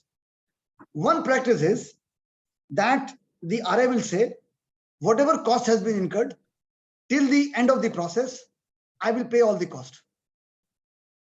So they will very clearly say that 2 crore has already been incurred, and if subsequent costs are incurred in the process which are termed as CIRP cost, duly certified by the COC, then they would also pay that cost in priority to the other payment in the CIRP process. That is one way of dealing with it. A lot of plans will not write this way, because these are normally written in those cases where there is a lot of competition in the process and multiple applicants are vying for the asset. So suppose a case like SR Steel, where is a big asset, valuable asset, a lot of applicants are interested. So they would not mind spending 2, 3, 4 crores to pay the CIRP cost. But take a case where you have only one applicant or only 2 applicants, and the plan is being offered at, say, less than liquidation value or slightly above the liquidation value. There, the normal practice is the applicant will say, I'm paying 2 crores, which has already been incurred in priority, and over and above any cost incurred for CIRP will be deducted from the amount payable to the financial creditors and will be paid as a CRP cost. So I am capping my liability to 2 crores. Now, if I say I will not pay the total CRP cost in priority, my plan becomes non-compliant with section 30 subclause 2. The entire CRP cost has to be paid in priority. The question is who will bear that cost? So most of the plans, if you read, they will say that beyond a certain point, they will define that say 2 crores has been incurred. I'm capping my cost at 2.5 crores. So I will say up to 2.5 crores, I will pay from my pocket. Above 2.5 crores, I will deduct that amount from the amount payable to financial creditors and I will pay it as CRP cost. So my total outflow doesn't change. Does it answer your query, ma'am? Yeah. Or RP may mention, or this plan may mention a monthly fee there, rather than mentioning the exact amount, whatever amount has been incurred is incurred, and then they can cap it as a monthly fee will be added until the disposal of the application. Is it possible to have So, it? absolutely. So point is, till the date, NCLT decides on the plan. Yeah, that's still the disposal of the application by the NCLT. The RP is in control. Point is, there are a number of cases where the plans have been filed and for 2 years, the application is pending in the NCLT for approval. So not 4 years. 4 years. So I'm actually, saying 2 years, but there are cases where, the plans are applications are pending for 4 years. So what do you do in those cases? You are still in charge. You are still the IRP. You are still running the process. You are still doing all the statutory compliances. You are still doing all the duties. So you are entitled to your fees. So what is important is you have to ensure that all the CRP cost has to be paid by the successful resolution applicant, number one. Number two, please ensure all legal cost incurred in the process is also covered. And not also up to the approval of the plan. Even beyond approval of the plan, it should be covered in the plan. So I'll tell you, in my case only, where the plan was approved, after the approval of plan, when I'm not the RP anymore, cases continue to be filed against me before the courts. And not only NCLT, multiple forums, the cases continue to be filed. So what does the RP do? Now he has to fight the cases as an individual and he has to bear the cost on his own. So I always ensure that the plan says all litigations pertaining to the CRP process, whether during the process or after the process, has to be borne by the applicant. You get my point, ma'am, here? That is very, very critical. Otherwise, you would end up paying all your fees in the litigation cost. It's very, very important. How you see the language of the resolution plan, and it covers all possible eventualities in the process. Thank you so much. Thank you, sir, for sharing the practical experiences, and thank you for helping us understand these judgments and making the session very interactive. Also, I'm getting questions in the chat box. If you could share your PPT. With the participants. I would be sharing the PPT with you. You can then in turn share with all the participants. And in case there is any query in the chat box, I'm happy to answer. Yes, so there's no query. There's just appreciation of the session which you had just taken, and they're just seeking for the PPT. Yeah, absolutely. In next 5 minutes, you will get my PPT, ma'am. Okay, sir. Thank you. Thank you for the session. Thank you. For all the Thank you very participants also. Thank you very much. Thank you, sir. Thank you. Thank you, sir. Thank you, sir. Thank you.